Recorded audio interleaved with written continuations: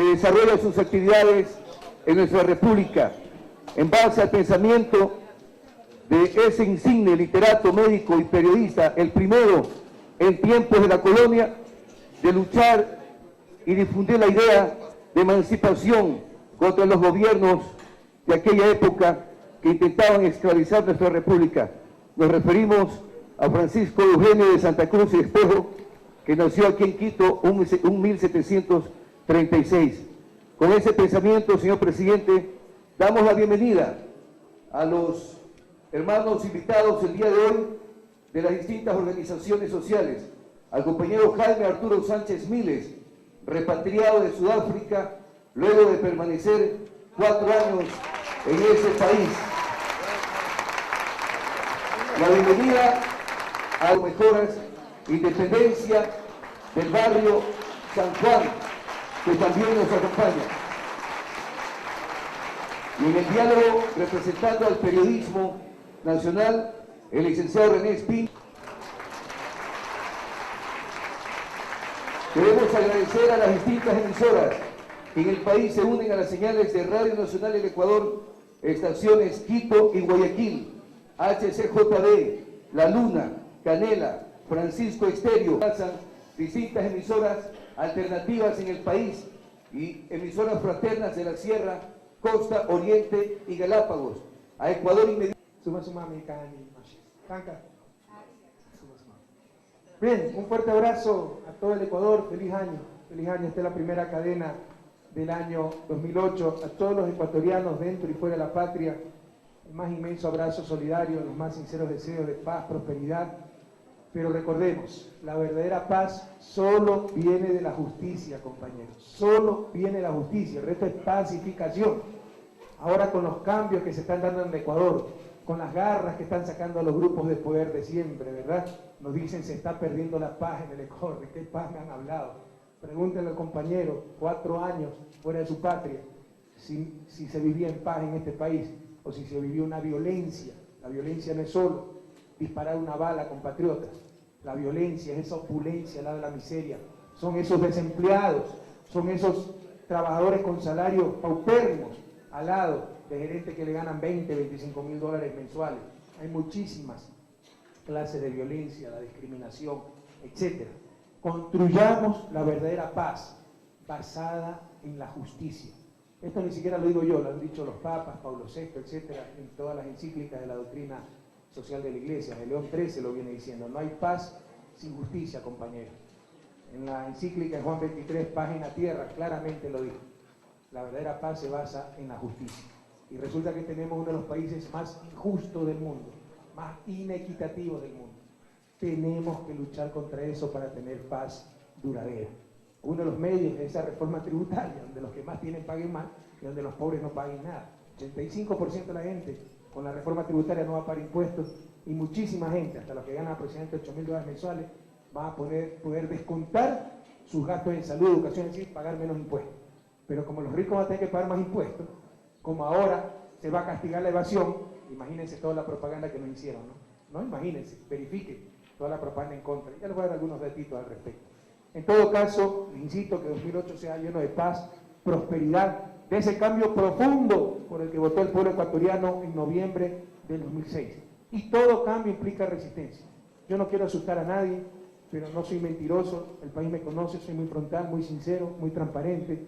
Me dice que no haya confrontación. ¿Cómo es posible que se cambie este país sin confrontación?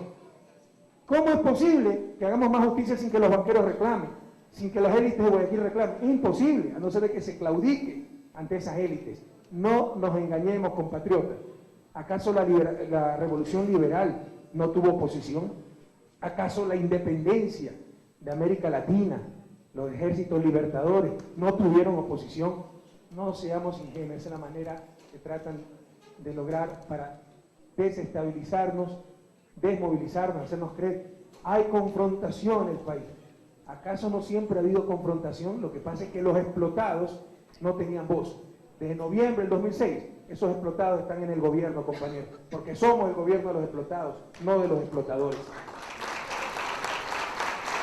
El 2008, un año de paz, de prosperidad, pero basada en la justicia, sin amilanarnos, sin desmoralizarnos por todos los obstáculos que nos van a poner los grupos de poder, a seguir adelante con ese cambio radical, profundo, que exige el pueblo ecuatoriano y que lo ordenó en noviembre del 2006. Si no hubiera ordenado ese cambio, lo hubieran elegido a Alvarito Novato, ¿verdad?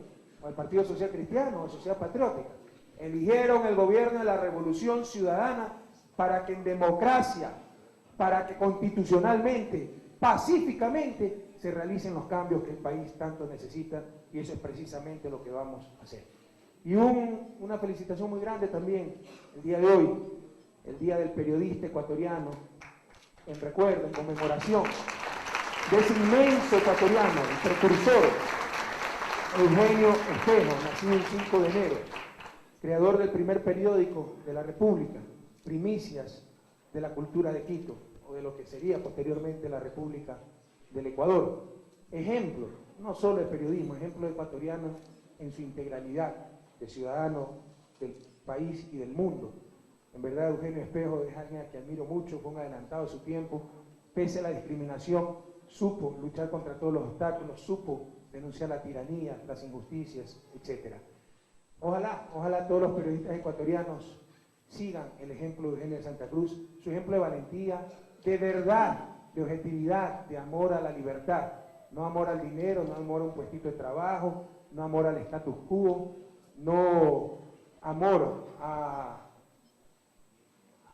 estar en el escenario, a llamar la atención, a la megalomanía, etcétera, ¿verdad? Sino el amor a la verdad, a la información, a servir a su patria.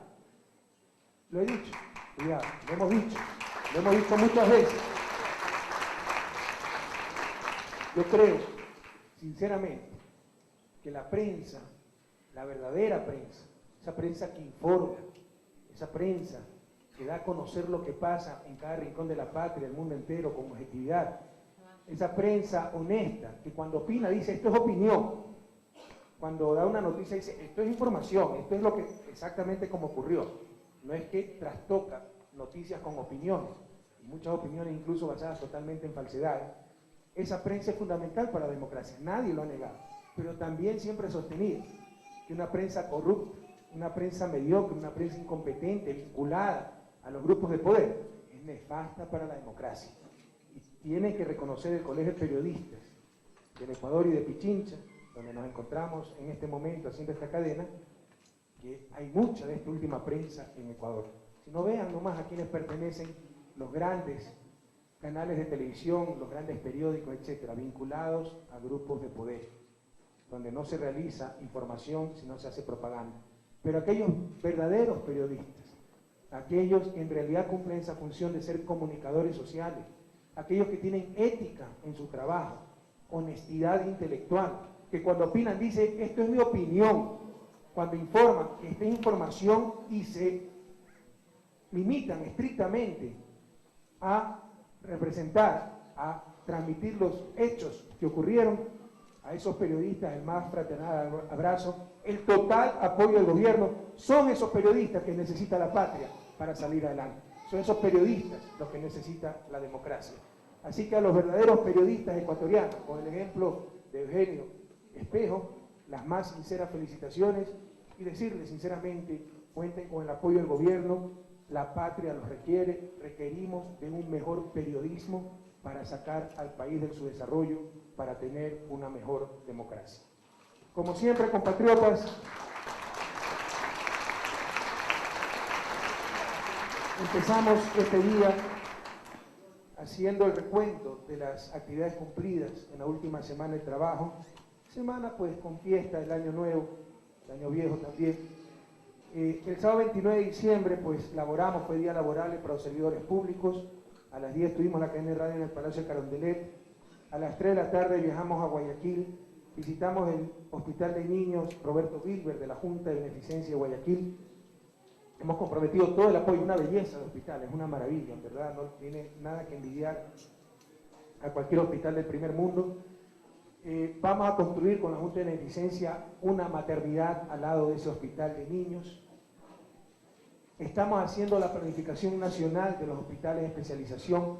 Aquí ha habido mucho desorden en el país, compañeros, por algunas veces con total buena fe, un cantón, una parroquia, exige un hospital de especialidades, pero eso no es posible tener en cada rincón de la patria. No es eficiente, no es lo óptimo. Entonces se está haciendo toda una planificación para tener hospitales de especializaciones en sitios ubicados estratégicamente a nivel geográfico, y lo que vamos a tener es una excelente cadena de transporte, básicamente vía aérea con helicóptero, ¿verdad? Eso en los próximos días se comunicará al país, a los diferentes alcaldes, etcétera, para que no tengamos que pasar lo que normalmente ocurre, que vamos a una ciudad y queremos el hospital con especialistas, etcétera. No siempre lo mejor es. ¿Por qué? Porque de repente tener neurocirugía en una ciudad de 10.000 habitantes, donde tal vez cada 3 años va a ocurrir un caso neurológico, va a ser desperdicio de recursos, tal vez necesitan otras cosas mucho más urgentemente. Lo que sí hay que tener es la garantía de que así se enferme cada 3 años un habitante de esa ciudad, tenga acceso a esa atención neurológica. Pero para eso lo que se requiere es buenos mecanismos de transporte. Entonces todo ese nuevo plan, que ya está casi acabado, se lo daremos a conocer al país en los próximos días, pero en todo caso, en este hospital de la Junta de Beneficencia, vamos a respaldarlo como siempre, y vamos a construir también, vamos a apoyar a la construcción de la maternidad que habrá junto a este hospital. Luego a las 6:15 pasamos a visitar el Hospital del Niño Francisco y Casa Bustamante, conocido como el Hospital del Niño, mi ciudad natal, Guayaquil. Ese sí es del Ministerio de Salud. Con mucho orgullo también les puedo decir, se ven los avances, ¿no? Se han remodelado 3, 4 salas, ya nos va a llegar tomógrafo, 27 años nunca ha tenido tomógrafo ese hospital, en marzo ya nos llega el tomógrafo. Se ve el entusiasmo del personal médico, todo el mundo dice que la atención ha mejorado muchísimo, por supuesto, siempre falta por hacer, que más medicinas, etcétera, pero avanzamos rápidamente. Les insisto, el objetivo de este gobierno es que la salud sea de todos, que ya no haya niños que se nos mueran en las puertas de los hospitales por no tener unos cuantos dólares, que no es que haya salud para ricos, para clase media y para pobres, solo salud para seres humanos, es decir, de excelente calidad. Que no haya discriminación, un sistema de salud público para un sector, otro sistema para otro sector, sino que el sistema de salud público sea de acceso masivo, de excelente calidad y absolutamente gratuito. Y lo vamos a lograr, compatriotas, si seguimos unidos. Hemos avanzado muchísimo en el campo de salud en el 2007, los resultados ya están, disminución de muchas enfermedades como dengue, etcétera, de muerte por estas enfermedades, vacunación universal contra virus, como el rotavirus, que era una de las principales causas de mortalidad infantil, triplicación de atención en los hospitales. Se está avanzando rápidamente. Falta mucho por hacer, pero lograremos tener esa salud para todos y para todas. Bueno, y a las 9 de la noche, después me reuní, nos paramos aquí, nos reunimos en la base aérea donde llego, ¿no?, a dormir cuando estoy en Guayaquil, con los representantes del Fondo de Solidaridad y con un consultor internacional que contratamos para establecer la estrategia de negociación con los celulares. Este año hay que renegociar las concesiones y no permitiremos más atracos al país. Las últimas concesiones se dieron a precio de gallina enferma, cuando es un negocio redondo. Vamos a exigir mucho más dinero para el país y mucho mejor servicio para los usuarios, los consumidores, para todos los ecuatorianos. Ya está esa estrategia preparada, ya tenemos hasta un modelo matemático que le indica cuánto les costará la concesión a los que quieran competir por dichas concesiones.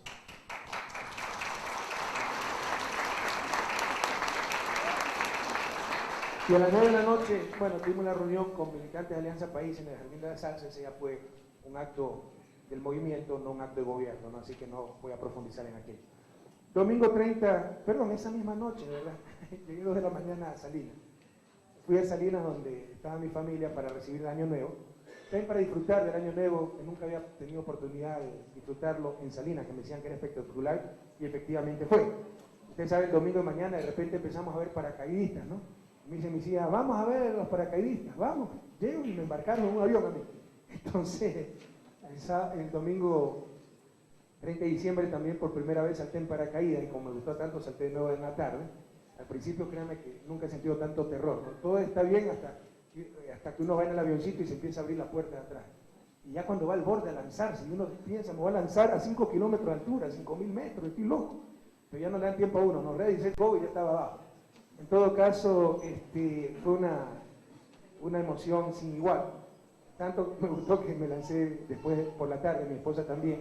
En todo caso, un inmenso abrazo a todos los miembros de la base aérea, naval y militar de Salinas, a los coroneles que nos acompañaron en esos actos, al grupo de paracaidistas de la Fuerza Aérea, del ejército, incluso había de los paracaidistas, a los clubes de paracaidismo, hay clubes de paracaidismo en el país. Es un ambiente muy bonito de camaradería y es un deporte fascinante, ¿no? Ojalá tenga oportunidad en el futuro de volver a realizar esos saltos. Bueno, y de ahí tuvimos varias actividades particulares. El domingo 30 de diciembre, no había año viejo con mi cara, así que mandé a hacer uno con mi cara, incluso con la banda presidencial, ¿no?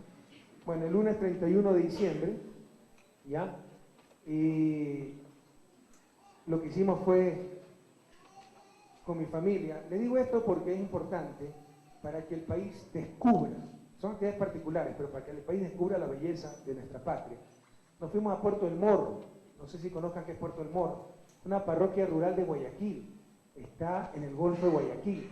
El Golfo de Guayaquil es uno de los ecosistemas más ricos que tiene el país, es manglar. Muchos se ha perdido por las camaroneras, pero todavía subsiste mucho manglar, muchos ramales, eso es una maravilla. ¿Y qué se hace en Puerto del Morro? Que gracias a Dios, como yo soy enamorado de patria, sí lo conocía, ¿no? No había hecho este paseo antes, pero sí lo conocía. Se parte para ver a los delfines. Ustedes saben que se pueden encontrar delfines en el Golfo de Guayaquil. Son muy amigables. Pero no solo eso, se puede ver muchas especies de aves maravillosas, la garza rosada, el pato cuervo, pelícanos, etc., ¿no? Entonces tuvimos un paseo de unas 3 horas realmente maravilloso. Felicitaciones al Club Ecológico del Morro, esta iniciativa privada de los propios compañeros del Morro, que son inteligentísimos. A la gente de nuestra costa, los pescadores, son muy inteligentes, gente muy antropológicamente, han sido comerciantes, ¿no? Entonces tienen mucho sentido los negocios, porque siempre han estado en contacto con otras culturas, han realizado intercambios, etc. Y bueno, tuvieron esa iniciativa y lo hacen bastante bien. Por supuesto, necesitan apoyo del municipio. El Morro es parroquia rural de Guayaquil. Pregunten si algún día pues, llegó por ahí la rehabilitación, ¿cómo le llaman la rehabilitación? Regeneración urbana, ¿verdad? No, porque no era barrio de pelucones, ¿no? Sin embargo, ya lo van a rehabilitar. ¿Por qué? Porque como se pelearon con Salinas, ahora sí están apoyando a Playas, el Morro, Pozorja. Qué vergüenza, Playas, el Morro, Pozorja siempre estuvieron ahí. Esa es violencia también, ¿no? Imagínense la gente de Salinas, por haberse provincializado, ya los dejan votados. ¿Qué importan los yagual, los quijíes, los tomalá, gente que tanto le sirvió a la oligarquía guayaquileña? En castigo por haber osado ser provincia, no les vamos más, quédense sin empleo, quédense sin ingreso. Y ahora sí apoyamos a Playas, el Morro y Pozorja, como que si Playas, el Morro y Pozorja no estuvieron siempre ahí, como que si nunca hubieran sido tan hermosas como realmente son. Solo se acuerdan porque los quieren sentir de ellos, ¿verdad? Caramba, eso es como tirar una granada a la dignidad de la gente, ¿no? Pero bueno, compañeros del Morro, pues aprovechen nomás, Playas, aprovechen todo lo que les pueda la oligarquía, el municipio de aquí, pero prepárense, porque cuando se pongan bravos lo van a dejar votados también como a Salinas, ¿verdad? Entonces prepárense para que puedan seguir adelante por su propia fuerza, pero mientras tanto saquen todo el provecho. Si les quieren construir un malecón escénico el municipio de Puerto del Morro, bienvenido. Pero también van a recibir todo el apoyo del gobierno, sobre todo para actividad turística, porque eso es una maravilla. Entonces los invito a todos a visitar el Puerto del Morro, el paseo para ver a los delfines, para ver aves exóticas, y un inmenso abrazo a todos los compañeros, compañeras de Puerto del Morro por la acogida que nos dieron, a los miembros del Club Ecológico, al restaurante donde nos pegamos tremendo seco de gallina riquísimo, y a todo ese sector. Les insisto, Puerto del Morro y Pozorja son parroquias rurales de Guayaquil, abandonadas por siempre. Ya se están acordando de ellos porque quieren incentivar esas nuevas playas, ¿no? Para que ya la oligarquía no vaya a Salinas, sino en castigo dejen de ir a Salinas y vayan a esas playas. Y obviamente al Cantón General Villamil Playas, que tiene una playa hermosa y uno de los mejores climas del mundo, también un inmenso abrazo y un saludo por Año Nuevo y el agradecimiento por los ratos tan hermosos que pasamos el 31 de diciembre. Bueno, recibimos el año en Salinas. Lo iba a mencionar al final, pero se lo menciono ahora. Hubo toda una campaña de la oligarquía guayaquileña, esa que habla en nombre de Guayaquil, cuando yo también soy guayaquileño, ¿verdad? Pero si uno se pelea con el Club de la Unión, se peleó con Guayaquil. Yo también soy guayaquileño, no sé quién les ha dicho que nos representan. Toda una campaña por celulares, internet, para que la gente no vaya a Salinas por fin de año, ¿se imaginan? Para boicotear a Salinas, castigarlo por haber osado ser provincia. Dicho sea de paso, vayan a Salinas y todavía verán en las paredes, vota PRIAN, lista 7 por la provincia 23, Partido Social Cristiano, lista 6 por la provincia 23. O sea, en campaña sí les hacían creer que apoyaban la provincialización. Puro engaño. Yo no apoyé la provincialización en campaña, les dije que no estaba de acuerdo, que no creía que era solución a los problemas. Pero también les dije, voy a respetar el mandato ciudadano.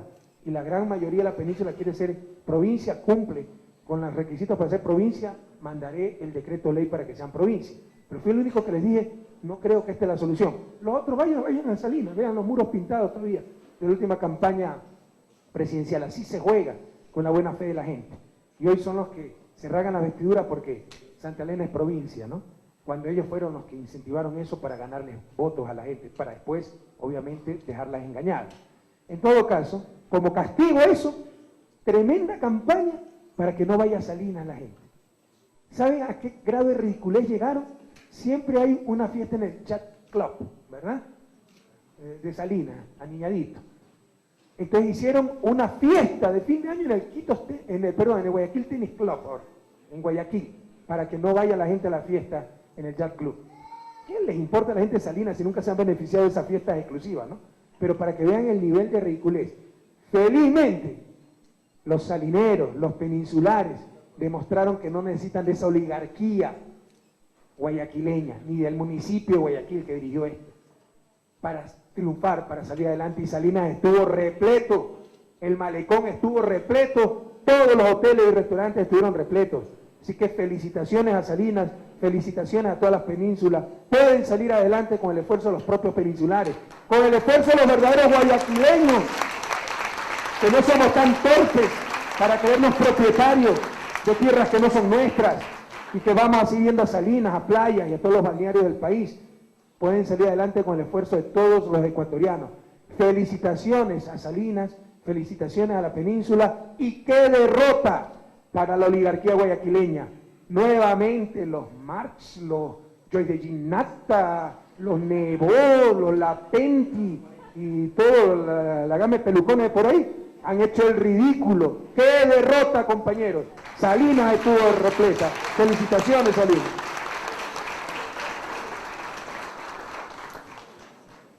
El martes 1 de enero tuvimos descanso en la base militar de Salinas, fiesta de guardar por si acaso, porque somos medio curuchupa. En todo caso, pues pasando con la familia. Y el miércoles 2 de enero a primera hora regresamos ya a Quito, a tal punto que a las 9:30 ya tuvimos la primera reunión. A las 10:30 nos reunimos con funcionarios de Petroecuador para analizar las perspectivas petroleras y la caída petrolera de este año, ¿no? Del año 2007. Por si acaso, otra de las novelerías es que había un pésimo año económico. Compañeros, eso no es cierto. Si fuera cierto, yo no tendría ningún problema en decírselo, porque incluso tenemos el pretexto que un presupuesto desfinanciado, 1.200 millones de dólares en atraso, las políticas económicas normalmente surten efecto después de cierto tiempo, pero no es cierto, sino que ya es otra novelería, seguirán repitiendo. Yo en el colegio de periodistas hago un foro serio sobre esto, ¿verdad? ¿Qué es lo que cayó? No es que cayó, creció menos que el año anterior la producción petrolera, perdón, sí cayó, casi 9%. ¿Por qué? Porque no se hizo inversión, pues, en enero del 2006. ¿Acaso por culpa nuestra? ¿Acaso nosotros cerramos la llave? Por darles un ejemplo, en el bloque 15 no se renovó, cuando ya Oxy sabe que se tiene que ir al país a noviembre del 2006, no renueva ningún contrato. Y el gobierno anterior no se preocupa de aquello. En enero del 2007 no teníamos taladros para seguir perforando pozos y sacar petróleo. Recién en enero, al día siguiente, el gobierno, a los 3 días, se firman los contratos, pero los taladros llegaron en marzo. Perdimos prácticamente 2 meses de importante producción. Y así en el resto de sectores, bloque 15, Petroecuador, etc. Es el sector petrolero el que cae. Y este año vamos a tener un extraordinario año petrolero, porque ahora sí ya tenemos esos taladros, ahora sí hemos tomado todas las precauciones y previsiones para el año 2008. Pero el sector no petrolero está creciendo y bastante bien, compañeros, casi al 4.5%.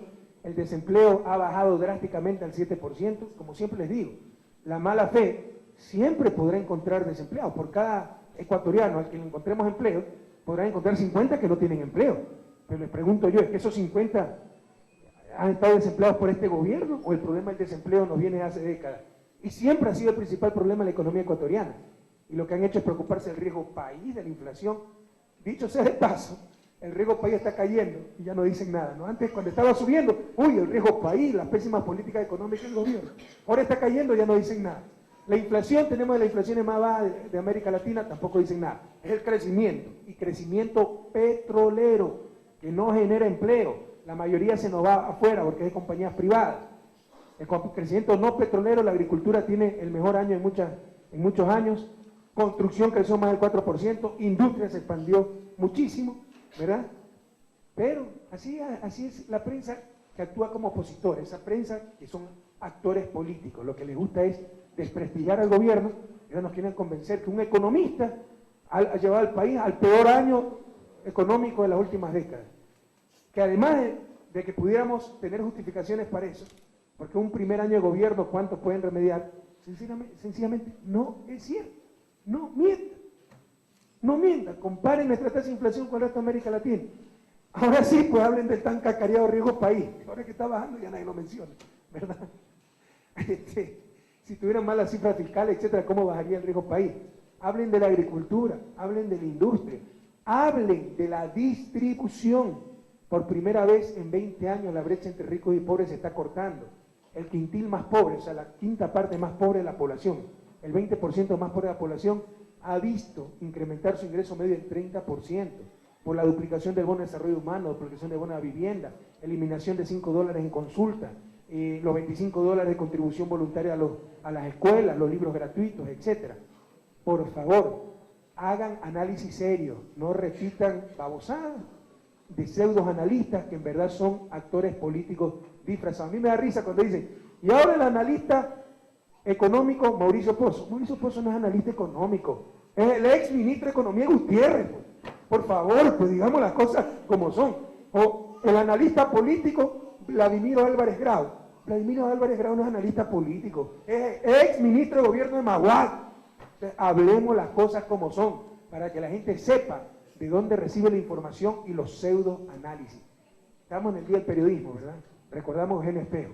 Amemos la verdad como la amó Eugenio Espejo. Y decir una verdad a medias es doble mentira. Es decir, el analista económico Mauricio Pozo, y no decir que fue el ministro de Economía de Lucio Gutiérrez, es una verdad a medias, es decir, una doble mentira. ¿Sí está claro? Decir que la Uquitas está invicto en Copa Libertadores es una verdad media, porque verdad que nunca ha perdido un partido en Copa Libertadores, pero nunca ha llegado a Copa Libertadores. ¿Me explico? Entonces sepamos decir toda la verdad, porque si no es la forma más sutil, la forma más infame de mentir, compañeros. Entonces a esos pseudoanalistas económicos, políticos, digan la verdad. Ustedes saben que soy experto en economía. Cualquier rato podemos armar un foro y lo vamos a hacer.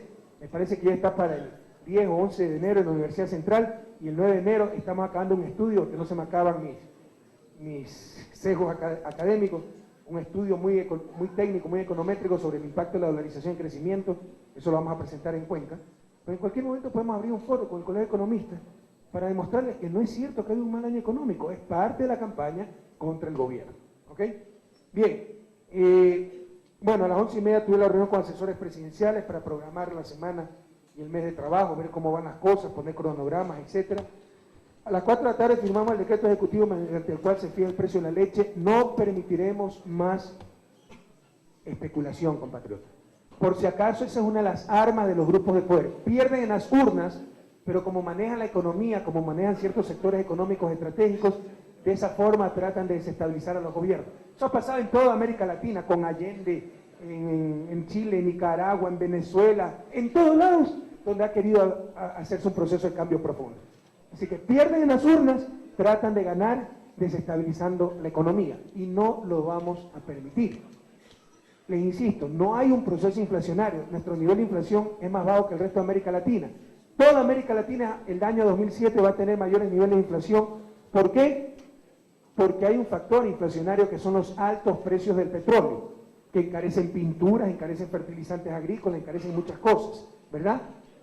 Entonces nos ha ido bastante bien en cuanto a inflación, pero sí han subido 3 o 4 productos de la canasta básica, o sea, varios productos, pero 3 o 4 productos de la canasta básica han subido bastante y golpean el bolsillo popular. Básicamente leche, arroz, aceite y pan, ¿verdad?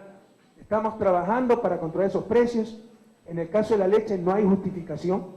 Los precios al productor no es que han subido lo suficiente como para justificar un incremento del producto final.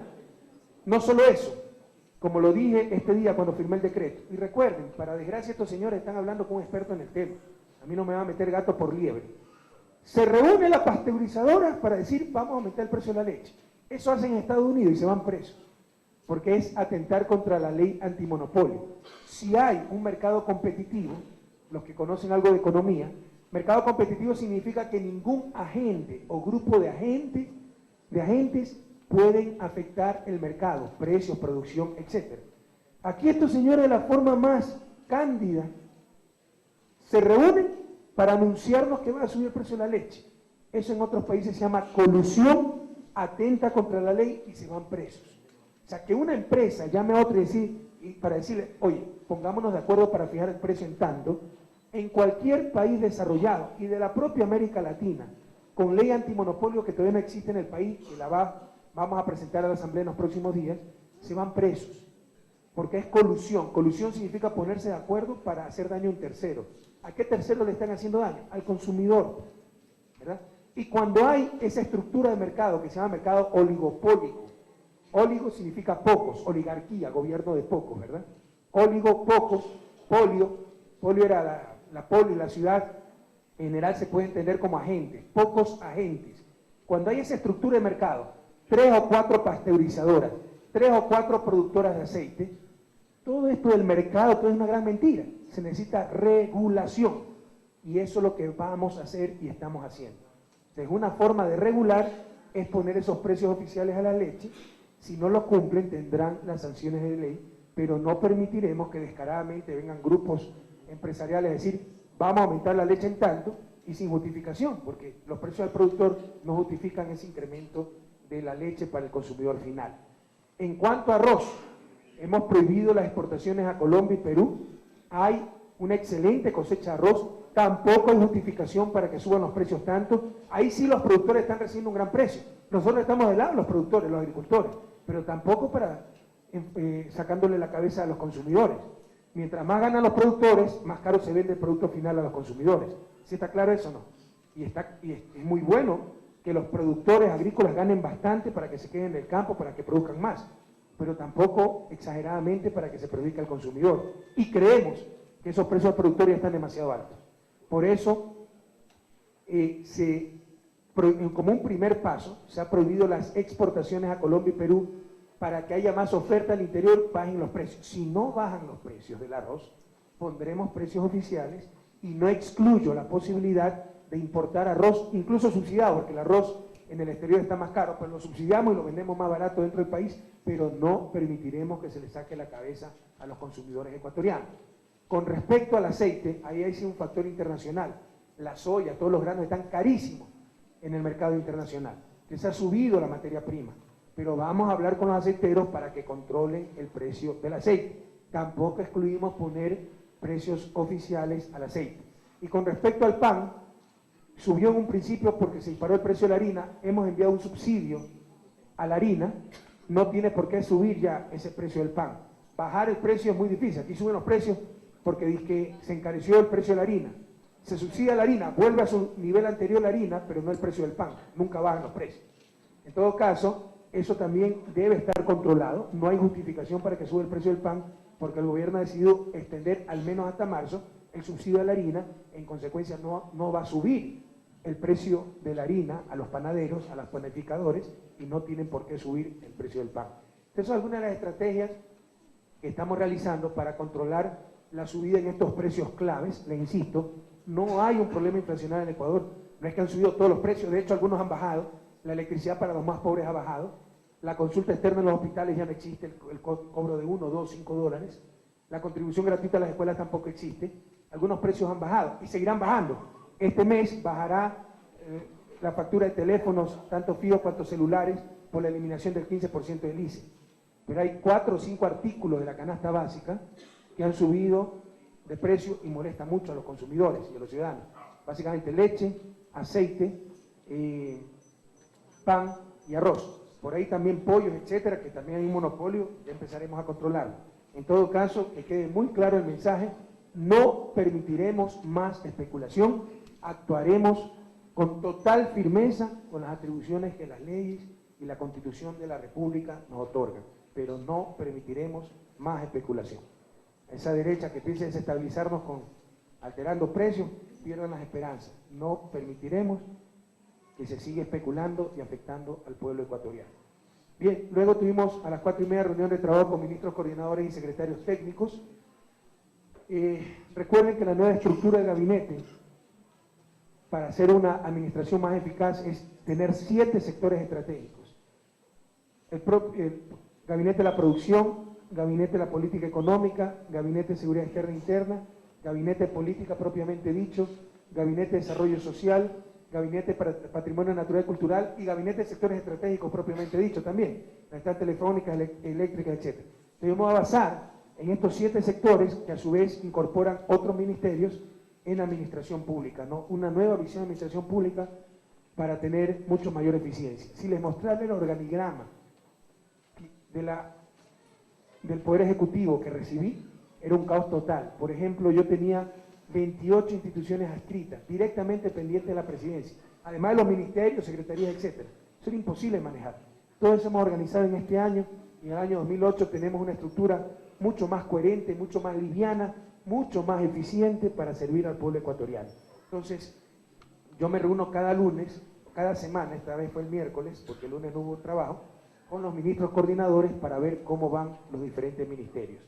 Y luego, pues, tuve una reunión para preparar precisamente ese paper, ese artículo técnico sobre dolarización y crecimiento que vamos a presentar el 9 de enero, un nuevo aniversario de la dolarización en la ciudad de Cuenca, ya con científicamente, ya no políticamente, ver si la dolarización favoreció o perjudicó el crecimiento.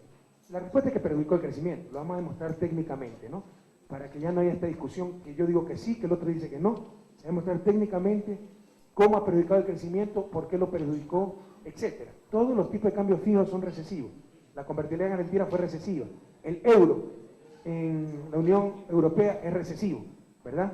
Por diferentes motivos, que los expondremos ese día. En todo caso, tuvimos una reunión para preparar esa presentación. Este es un estudio académico, o sea, con técnicas econométricas y estadísticas muy avanzadas, pero bueno, trataremos de presentarlo al público ecuatoriano de la forma más entendible posible. Y luego seguimos trabajando pues hasta casi medianoche, como son nuestras jornadas diarias, ¿no? Despachando, etc. Jueves 3 de enero, a las 8:30 actividades de despacho, toda la mañana pasamos a actividades de despacho, al mediodía tuvimos la posesión de los nuevos ministros, doctor Fernando Bustamante como ministro de Gobierno, doctor Gustavo Larrea, ministro coordinador de Seguridad Interna y Externa. La principal labor del ministro de Gobierno es modernizar la policía, ya tenemos el plan para hacerle una de las policías más modernas y eficientes de América Latina y con ello mejorar la seguridad ciudadana, uno de los principales problemas del país. Sin embargo, en el 2007, esto no se dice, todos los delitos disminuyeron, a excepción de uno menor por ahí. Todos los casos de secuestro fueron resueltos exitosamente. Secuestro express en Guayaquil se redujo drásticamente, ¿no? Pero les insisto, las buenas noticias no son noticias. Y como todavía hay asaltos, y un asalto es demasiado, sacan nuevo asalto, inseguridad, pero en verdad vean las estadísticas y en el 2007 avanzamos mucho en mejorar la seguridad o disminuir la inseguridad, que puede ser el término más exacto.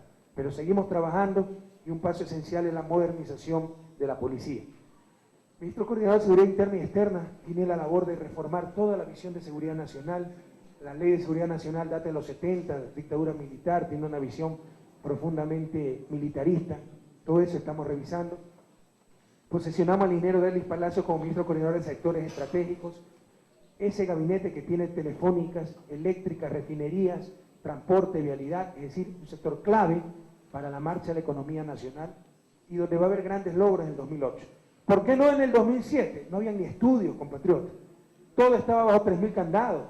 Que la plata por aquí, la plata por acá en fideicomiso y que hasta todo preasignado, terrible. De todo eso hemos ido superando en el 2007. Ya tenemos los estudios, ya hemos con los decretos de emergencia superado esas 10.000 trabas para utilizar los recursos y esperamos que hasta abril se pongan las primeras piedras de al menos 3 megaproyectos hidroeléctricos. Y hasta el 2013, porque esto toma tiempo construir, se haya resuelto definitivamente el problema eléctrico ecuatoriano, pasando de ser una de las economías y sociedades con mayor costo energético de la región a una de las de más bajo costo energético en la región. También se nombró a la economista Verónica Sion, economista guayaquileña, como ministra de Turismo. Estamos también eliminando instancias, fusionando, etcétera. Se fusionó la Secretaría, se eliminó la Secretaría de Coordinación Institucional, se unió la Secretaría de Comunicación con la Secretaría General de Administración. Esto no dicen muchas veces los compañeros de la prensa, ¿no? Todas las instancias que estamos eliminando, como se eliminó CONAN, etcétera. ¿Okay? y el Ministerio de Economía y Finanzas se lo convirtió solo en Ministerio de Finanzas, porque este era uno de los rezagos del neoliberalismo, un Ministerio de Economía y Finanzas todólogo, que incluso aprobaba inversiones, rechazaba o aprobaba proyectos de los ministros. Los ministros mandaban sus proyectos, le cambiaban todo, un burócrata de medio nivel en el Ministerio de Economía. Es decir, una de las características de la época neoliberal es que todo tenía visión economicista, porque ni siquiera era visión económica, sino economicista, absurdo. Todo era cuánto da y cuánto cuesta. No entienden que hay beneficios que no se reflejan en ingresos financieros. Por ejemplo, la tarifa de la dignidad es un subsidio que nos costó los últimos 3-4 meses como 14 millones de dólares. Ese egreso se reporta en las cuentas fiscales, pero nos benefició como en 17 millones de dólares, porque la gente, por pagar menos para no pasarse el límite de la tarifa de la dignidad, porque si se consume más de 110 kilovatios en la sierra y 120 o 130 en la costa, no recuerdo, se paga lo de antes, la gente empezó a cuidar el consumo de electricidad. Eso disminuyó la demanda por electricidad, lo cual hace que disminuyamos importación de diésel para termoeléctricas y ese diésel es subsidiado, ¿verdad? Produjo también que las empresas eléctricas tengan que pagar menos a las generadoras hidroeléctricas y en consecuencia el subsidio que el Estado le tiene que dar a esas distribuidoras eléctricas disminuyó. En definitiva, todos estos beneficios indirectos suman cerca de 17 millones de dólares, más que los 14 millones que directamente nos costó el subsidio. Pero esos 14 millones sí tuvo que pagarlos el Ministerio de Economía. Los 17 millones no se reflejaron en un ingreso, ¿sí está claro? Existen, pero no se reflejaron en ingresos. Entonces, la visión economicista dice, nos costó 14 millones, no vale el subsidio. La visión económica dice, nos costó 14 millones, nos dio 17 millones a cambio, vale el subsidio en cuanto a eficiencia. E incluso, si no hubiéramos recibido esos 17 millones en beneficio, ayudó a disminuir la pobreza absoluta, vale el subsidio en distribución. Esa es la visión económica. Pero eso ni siquiera se tuvo una visión economicista. ¿Cuánto cuesta y cuánto me da en términos de dólares? Bueno, y esa era la visión que nos ha acompañado los últimos 20 años, sobre todo a través por un ministerio multicéfalo, el Ministerio de Economía y Finanzas. Así que lo hemos reducido a lo que siempre debió ser, un Ministerio de Finanzas que administra el presupuesto, la tesorería, las finanzas públicas, en base a las decisiones de agentes con legitimidad democrática, es decir, básicamente el gobierno nacional. Aquí se ha creído que mientras menos capacidad de decisión tenga el gobierno, mejor. El que tiene que decidir un tecnócrata, un burócrata, organismos internacionales, sin ninguna legitimidad democrática. ¿Qué es esto?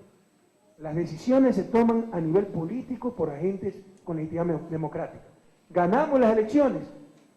Con nuestra propuesta significa que tenemos que mandar más dinero a educación, salud, que fue lo que propusimos y el mandato del pueblo ecuatoriano en el 2006, en las elecciones de noviembre del 2006, y lo que tiene que hacer el Ministerio de Finanzas es cumplir con ese mandato, cumplir con esas decisiones políticas. No poner sus propias prioridades, primero pagar deuda externa, después contentar a los banqueros, después cambiar este proyecto por el otro porque este no me cae bien. Olvídense de esa época. Aquí va a mandar los agentes con legitimidad democrática, no una burocracia de medio nivel, no una tecnocracia que obedecía más a los organismos internacionales y a la banca nacional que al pueblo ecuatoriano. Se superó esa larga y triste noche neoliberal, compatriotas. Bien, a las 4 de la tarde tuvimos la reunión con el ministro coordinador de sectores estratégicos para tratar sobre la fusión y eliminación de organismos de desarrollo regional, precisamente como en la época neoliberal, en los últimos 20 años, el Estado desertó de sus funciones. Ya no tenía que haber educación, salud, vialidad, riego, etc. Se empezaron a poner una serie de parches y proliferaron una serie de organismos de desarrollo regional que crea Predesur, CDG, Corpecuador, Copefén, les puedo nombrar 500.000, CRM, Junta de Recursos Hidráulicos de Jipiapa, que son mini ministerios, son botines políticos, feudos, duplican las funciones de los municipios, de las prefecturas, de los ministerios, etcétera, y crean un caos, además de tener altos índices de corrupción y clientelismo político. Todo eso se está estudiando, todo eso se va a fusionar y muchos de ellos se van a eliminar. Las provincias no van a perder los reales, esa plata va a quedar en cada provincia, en cada región, pero van a hacer las cosas los gobiernos locales, los municipios, las prefecturas y los ministerios. Ya no estos organismos que les insisto, han actuado como un mundo aparte, duplicando funciones de otras instancias, creando desarticulación creando falta de transparencia, creando clientelismo, creando botines políticos. El CRM tiene como 900 empleados, cuando podría fácilmente funcionar con la 9ª parte de eso. ¿Sí?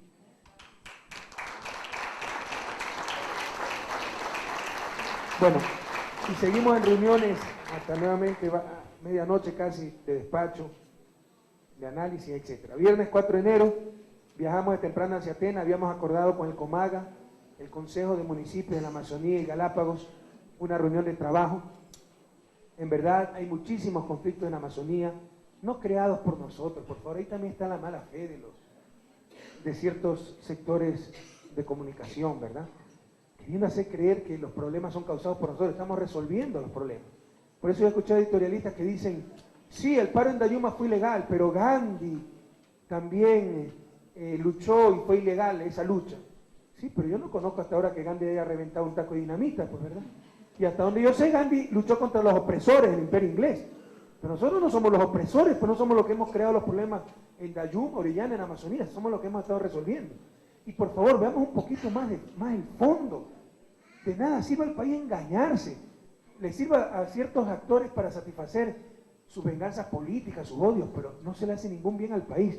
Pónganse a pensar qué sentido tiene que una parroquia le reclame al gobierno central, cuando las parroquias deben ser atendidas por los municipios, pero han tenido tanta habilidad ciertos politiqueros de la Amazonía, que pese a que es responsabilidad de ellos atender esos sectores, han impulsado la protesta contra el gobierno central, como que yo no tengo que hacer nada, yo no fui, es este señor el culpable de todo.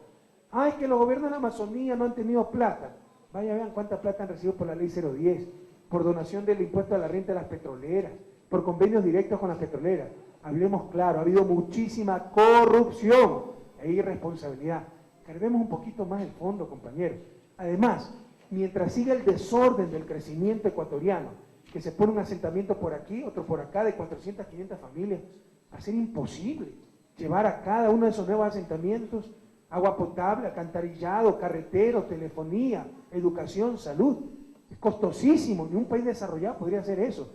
Tenemos que organizar de mejor manera, pero ahí está la demagogia. Eso no se dice, eso no se hace. Los encargados del desarrollo urbano y rural en sus cantones son los municipios. ¿Por qué no dicen eso? Dayuma es una población que se creó hace menos de 30 años, compañeros, con 600 familias en el centro urbano. ¿Cómo enseguida se le puede dotar agua potable, alcantarillado, carreteros, etcétera? ¿Cómo se puede hacer eso? Ni un país desarrollado lo puede hacer. Mientras sigamos con este desorden en el crecimiento de poblaciones, etcétera, no va a poder satisfacerse las necesidades básicas de la población. Yo estoy en Bélgica y viví en Bélgica. ¿Saben cuántas ciudades se han formado en los últimos 300 años en Bélgica? Una, Lovaina la Nueva, la universidad donde yo estudié, como universidad, y ahí se formó el centro poblado, totalmente planificado. Es mucho más fácil, con ya ciudades estables, asentamientos estables, dotarle los servicios básicos, que tener nuevos asentamientos. Se ocurrió hacer una nueva invasión acá, 300, 400 personas. A los 3 meses, 2 años, lo que quieran, huelga para tener carreteros, su centro de salud, escuela, alcantarillado, agua potable, telefonía. Compañeros, no habrá recursos que alcancen. Tenemos que ordenarnos un poco más y de eso no se habla en el país. Es la demagogia, ¿no? No tienen servicios, protesten contra el gobierno, no hay problema. Parroquias protestando contra el gobierno. Analícenlo. ¿Tiene algún sentido eso? Por favor, ¿tiene algún sentido eso? ¿Verdad? Entonces, vamos un poquito más al fondo. O sea, tal vez le puedan hacer daño al gobierno, si ese es su fin, pero más daño le hacen al país. No, con esta discusión tan superficial, tan mediocre, no vamos a ningún lado. Hablemos la verdad y hablemos profundamente para resolver los problemas de raíz. Mientras sigue ese desorden, el crecimiento de poblaciones ecuatorianas, va a ser muy difícil dotar de servicios básicos al país, a todas las familias del país. Mientras siga esa falta de institucionalidad, que de repente tenemos parroquias reclamando al gobierno central por agua potable, cuando el agua potable es responsabilidad de los municipios, seguirá la desestructuración institucional del país y seguiremos inmovilizados, compañeros. No por hacer daño a un gobierno, destruyan la verdad, destruyan el sentido común. Discutamos seriamente, no en función de un gobierno, en función del futuro, en función del país. En todo caso, nos importa tanto la Amazonía, que fuimos a un taller en Archidona, allá un cantón abandonado del Napo, donde segunda vez el presidente de la República está en menos de 12 meses de gobierno. Antes nunca había estado un presidente. Eso demuestra el cambio de época, eso demuestra que la patria ya es de todos, ¿verdad?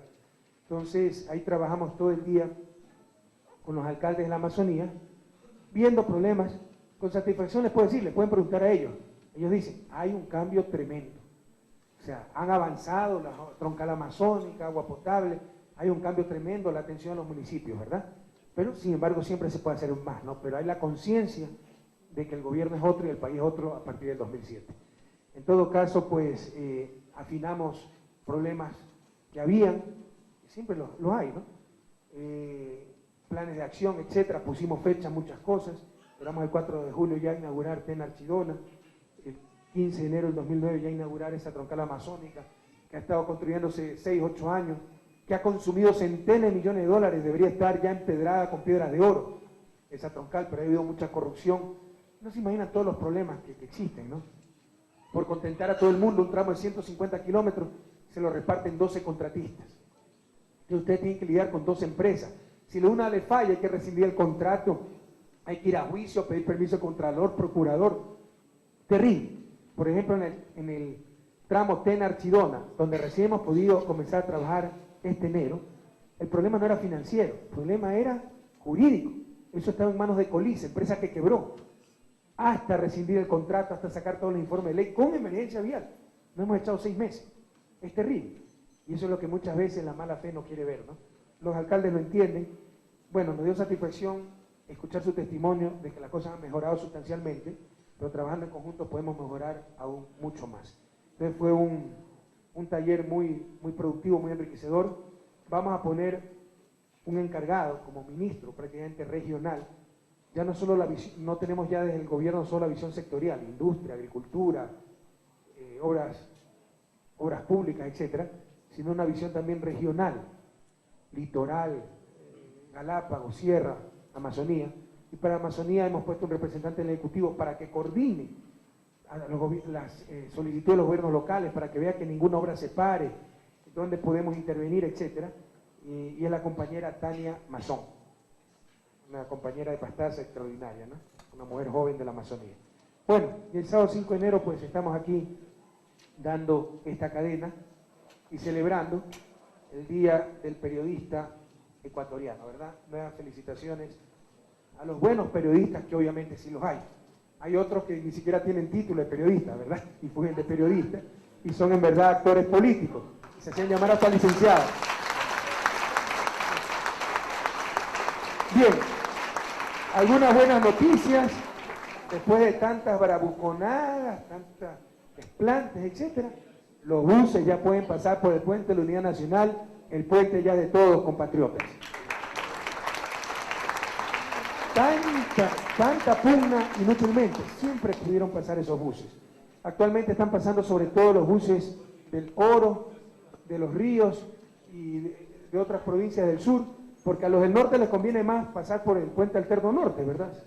Pero todos los buses, le insisto, todos los buses pueden pasar por el puente de la Unidad Nacional. Ese puente es de todos, compatriotas.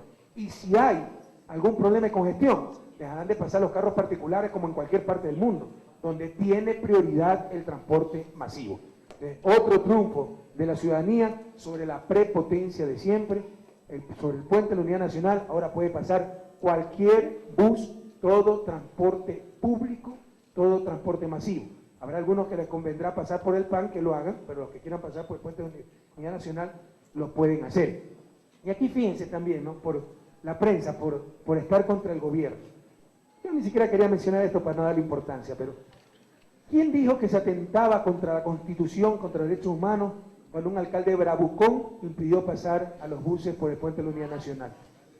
¿Quién dijo que se atentaba contra el derecho a la movilización, a los derechos humanos, cuando un alcalde bravucón, por rumores infundados de la prensa, porque nunca fue verdad, cuando creyó que yo iba a liderar una caravana de buses para pasar por el puente de Unidad Nacional, puso volquetas con cascado, camionetas de la municipalidad, los municipales, etcétera, para obstruir la vía? ¿Quién dijo algo? Cuando este señor, que se cree rey del mundo, no pudo pasar de Guayas a Manaví porque los buses no tenían el permiso para salirse de frecuencia, ahí se ha atentado a los derechos humanos, inconstitucional. ¿Quién le ha prohibido el paso a un alcalde? El alcalde podía pasar. Lo que no podían pasar eran los buses. Ustedes pues contraten un bus y hagan un tour Esmeralda para ver si no lo paran en el límite Pichincha Esmeralda, porque el bus debe tener un permiso. Este señor se cree el rey del mundo, ¿no? El bacán del barrio, el matón del barrio, y él no tenía que pedir permiso. A mí cuando me llama policía dice, presidente, ¿qué hacemos? O sea, este señor no tiene los permisos, que se cumpla la ley. Pero esto no han dicho estos señores. Y ahí sí es atentado a los derechos humanos, impedir movilización. Vayan cuantas veces quieran a Montecristi, pero cumpliendo la ley, pues aquí nadie está sobre la ley. Pero lo que es más tragicómico, si ustedes quieren, es que cuando este señor a la brava cierra el puente para los buses, a la brava pone volquetas con cascajo, camionetas para obstruir la vía, porque creyó que yo iba a pasar con buses por el puente de Unidad Nacional, ahí sí la prensa no habló nada de inconstitucionalidad, de atentado a los derechos humanos, ni nada por el estilo, ¿no? Si se dan cuenta de la doble moral, si se dan cuenta, ¿verdad? Para que sepan a qué estamos enfrentando, compañeros. Hay un grupo de la prensa que es instrumento de poder de los grupos de siempre, que quiere promover un alcalde que nunca pues va a tener, todo el mundo lo conoce lo suficiente, ¿verdad? Que nunca va a trascender a nivel nacional, quiere promoverlo como líder nacional ante un gobierno represor y despótico, cuando es precisamente ese alcalde el que ha cometido las cosas que denuncia actualmente. Se le dio, si ustedes quieren, un poco de su propia medicina y anda bravísimo ahora con todos los pelucones de Guayaquil. Pero les insisto, a nosotros en esto sí no nos va a temblar la mano y aquí ningún matón de barrio va a estar sobre la ley, compatriotas. También ya felicitamos a Puerto del Morro, Pozorja, les insisto, la oligarquía guayaquileña ahora quiere promover a Playas, El Morro, Pozorja en buena hora, aprovechen nomás lo más posible, pero lo más pronto, válganse de sus propias fuerzas, porque de repente a las finales quieren también unirse a la península de Santa Elena, qué sé yo, y como castigo los van a dejar sin recursos como han querido hacer con Salinas. Así que aprovechen nomás, compañeros del Morro, de Pozorja, del Cantón Playas, todo lo que les pueda dar esa oligarquía de Guayaquil, el municipio de Guayaquil, etcétera, como siempre fue su deber, dicho sea de paso, en parroquias rurales como el Morro y Pozorja, pero prepárense para valerse por su propia fuerza, porque esta oligarquía guayaquileña cree que las cosas, tierras, bienes, personas son de ellos, ¿verdad?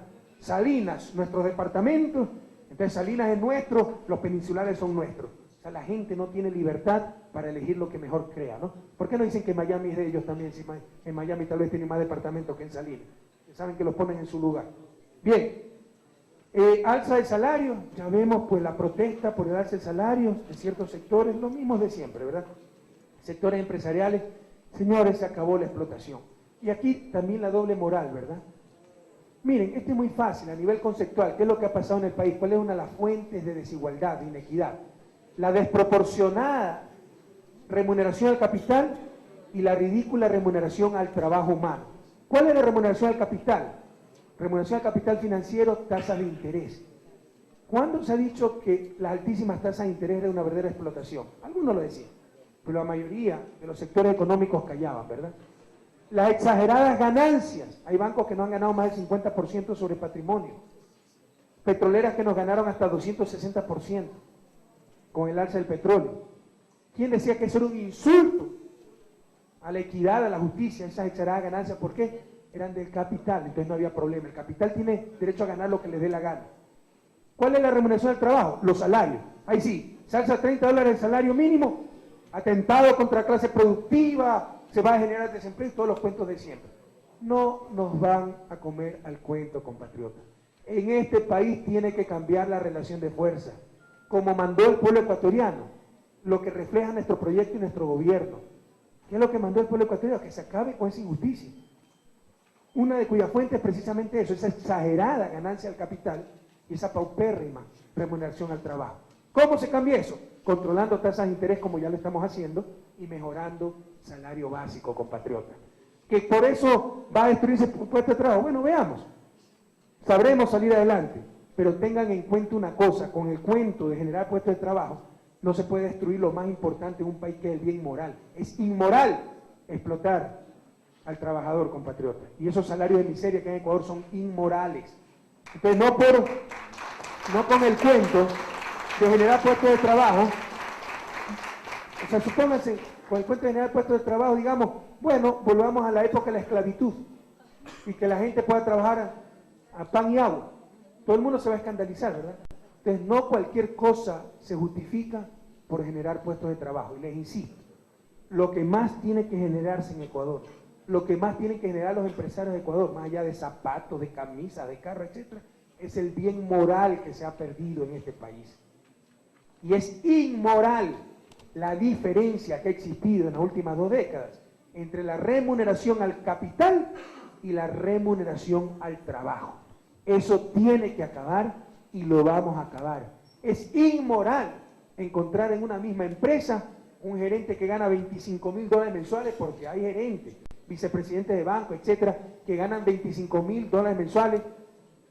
Presidente y vicepresidente del Banco del Pacífico, españoles, porque ellos son inteligentes, nosotros somos brutos, entonces tenemos que traer españoles a que nos administre el Banco del Pacífico. $35.000 ganaba el uno, y el vicepresidente $32.000. Cuando en la misma empresa puede haber un guardia tercerizado que gana $120, pues, compatriota. Eso es inmoral, y lo tenemos que acabar, y lo vamos a acabar. Como es inmoral, y esto le va a doler a algunos de ustedes, compañeros, el tener empleadas domésticas que antes de nuestro gobierno ganaban $80 en salario básico. Hoy está a $170 y esperamos el próximo año ya unificar ese salario. ¿Qué justificación hay para que el salario de los trabajadores sea $200 y el de empleada doméstica menos? ¿Acaso no comen, son marcianas? ¿Qué rayos? Entonces, ya le hemos subido a $170 y el objetivo es igualarlo. Que algunos de ustedes me dirán, pero compañeros, ¿cómo vamos a poder trabajar si no tenemos empleada doméstica? Alguna vez una mujer muy bien intencionada me dijo, vea, yo tengo un hijo discapacitado, ¿cómo lo puedo atender si no tengo empleada doméstica? Tal vez no se ha puesto a pensar que esa empleada doméstica también puede tener un niño discapacitado. Y ganando $80 mensuales, ¿cómo lo va a atender, compañero? No podemos basar nuestro bienestar sobre la cabeza de otros. No podemos. A nivel de hogares también vivir en base a la explotación. Y si no se puede pagar esos nuevos salarios, $170, se la contrata 4 empleadas domésticas y se van a hacer programas de apoyo para que esas empleadas se unan y creen empresas de servicio y puedan dar esos servicios de lavado, de limpieza, de cocina por horas. Les contraten por horas. Pero ustedes saben que en nuestro país, hablemos claro, solo la verdad nos hará libres, así dice el Evangelio. Hablemos claro. Aquí no ha habido empleada doméstica, ha habido esclavas domésticas, compañeros, que trabajan 16, 18 horas diarias, sábado, domingo, y cada 15 días se les da una tarde libre. O sea, eso es criminal. Por si acaso la empleada doméstica, de acuerdo al Código de Trabajo, también hay que pagarle horas extras. Tiene que estar afiliada de 10, tiene todos los beneficios sociales, sobresueldos, etc. Basta de explotación. Y muchas veces no es cuestión de recursos, compatriotas, es cuestión cultural, porque creemos que hay ecuatorianos que valen menos. Mucho de la migración es por eso, no porque no haya trabajo, por esa discriminación, porque se sienten apartados en su propia tierra. Entonces, ustedes vayan a la mansión más opulenta, pero el cuarto de la empleada tiene que estar sin ventanas, detrás del cuarto de máquinas, sin baldosas. ¿Por qué? Porque es la empleada doméstica. No tiene derecho a vivir como gente. Yo lo he visto. Yo he visto maquetas de mansiones donde el vestidor del cuarto principal es más grande que el cuarto del empleado. O sea, no es falta de recursos, es mentalidad. Sobre todo ustedes jóvenes, rompamos esa mentalidad. No hay ninguna razón para que ecuatorianos tengan la obligación de vivir en la miseria, tengan la obligación de ser tratados de tan mala manera. Empresarios de mi patria, con los que estamos queremos apoyar como el que más al sector productivo, pero dentro de la justicia, dentro de la dignidad. Piensen, ¿cuál es la diferencia? Que el hijo de sus guardias, el hijo de su empleada doméstica, ¿por qué no que vayan a las mismas escuelas que sus hijos, a las mismas universidades que sus hijos? ¿Cuál es la diferencia? ¿Dónde está escrito que tienen que ser diferentes? Que mientras el uno va a la escuela $800 a aprender 3 idiomas, computación, etcétera, el otro tiene que ir a la pobre escuelita que se caía en pedazos y donde el maestro sabía leer ni escribir adecuadamente. ¿Dónde está escrito que así tiene que ser? Empecemos a cambiar esas lacerantes realidades. Y un paso al frente es esta alza salarial, compañeros. Por último, poco a poco se va aclarando la reforma tributaria. Quería decir una cosa en el alza salarial para que vean lo injustificado de muchas cosas.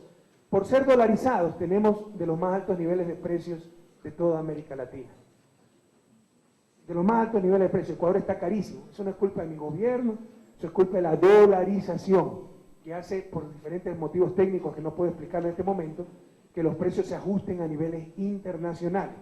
Si a los economistas ecuatorianos hay que darles el Nobel, créanme, porque nadie logra lo que hemos logrado aquí. Uno de los principales componentes del costo y en consecuencia del precio es el salario. Aquí en Ecuador, los economistas ecuatorianos han logrado tener precios del primer mundo con salarios de África. Eso no lo logra nadie. Hay que darles el Nobel a los. Entonces tenemos que empezar a cambiar esa realidad. Y para que vean, para que no coman cuento, que la competitividad y todo ese cuento, ¿verdad? Salario mínimo en Argentina, que tiene menor nivel de precios que Ecuador, $310. Salario mínimo en Venezuela, que tiene menor nivel de precios que Ecuador o similar, $285. En Panamá, 264. En Chile, el país más competitivo de la región, 260. Colombia, 216. Ecuador, 200. Aquí cito nomás nuestro vecino Perú, que tiene mucho menor nivel de precios, $185. Ecuador no tiene de los salarios más altos de la región. Pero cuando vemos la capacidad de compra, lo que se puede comprar en Ecuador con esos $200 por los altos precios que tiene Ecuador, fruto de la dolarización, sí tenemos de los menores salarios reales. Salario real es el que indica la capacidad de compra. Lo que se puede comprar en una economía dolarizada con $200 es mucho menos que lo que se puede comprar en Argentina con esos mismos $200. Entonces, no vengan con cuentos acá. Esto, para los buenos empresarios, no va a afectar la competitividad. Hay salarios mucho más altos en la región y no solo eso, todavía nos falta mucho por hacer, porque con los altos precios en Ecuador, ese salario de $200 compra mucho menos que tal vez un salario de $185 en el Perú, donde hay precios mucho más bajos, compatriotas. Bien, sobre reforma tributaria, creo que poco a poco ya se está virando la tortilla, como decimos en Guayaquil, ¿verdad? ¿Cuánta difamación hubo de parte de ciertos medios de comunicación? Y con razón, ya les voy a indicar por qué. Hay cosas increíbles que estamos descubriendo, ya entendemos, ¿no? Porque hay muchas cosas. En todo caso, tengan la certeza, compatriotas, que esa reforma tributaria es extraordinariamente buena, sobre todo para los más pobres que no pagan impuestos y para la clase media que pagará menos impuestos, porque finalmente podrá deducir sus gastos en salud, gastos en educación, gastos en arriendos. ¿Qué ganamos nosotros? Que ahora todo el mundo va a exigir la factura al médico, la factura en la escuela, la factura al dueño de casa, y va a evitarse la evasión. Es mentira que se crean nuevos impuestos, se eliminan impuestos también. Es mentira que para los consumidores no se crean más impuestos. Se crean impuestos para especuladores financieros, pero ¿cuántos de ustedes son especuladores financieros? ¿Verdad? Es mentira que la reforma tiene un objetivo fiscalista, es decir, aumentar recaudación para gastar más. Tiene objetivos redistributivos y para eliminar la evasión. Y esta es una estrategia para eliminar la evasión. Ahora, todos ustedes van a pedir factura porque les conviene. Eso se deduce de su impuesto. Y pidiendo factura al médico, al abogado, al dueño de casa, van a tener que tributar estos señores también. Antes muchos de ellos no tributaban. Ese es el objetivo de la reforma. Pero la clase media va a pagar menos. La clase productiva va a salir beneficiada a los verdaderos empresarios. Antes, los pobres eran agentes retenedores de retención del IVA, emitían la factura, no les pagaban la factura, les pagaban después de un mes y medio, no retenían IVA, pero sí tenían que mandarle un IVA que nunca retuvieron al SRI, con lo cual se afectaba su capital de operación y era recesivo. Hoy tienen hasta 60 días para pagar el IVA. Hoy, por primera vez en historia, los empresarios que contraten nuevos trabajadores tendrán beneficios tributarios. Los empresarios que contraten trabajadores discapacitados tendrán beneficios tributarios. La reforma es extraordinariamente buena. ¿Qué pasa? Los evasores están temblando. Por ejemplo, ¿cuál es uno de los reclamos que hemos tenido en ciertos sectores?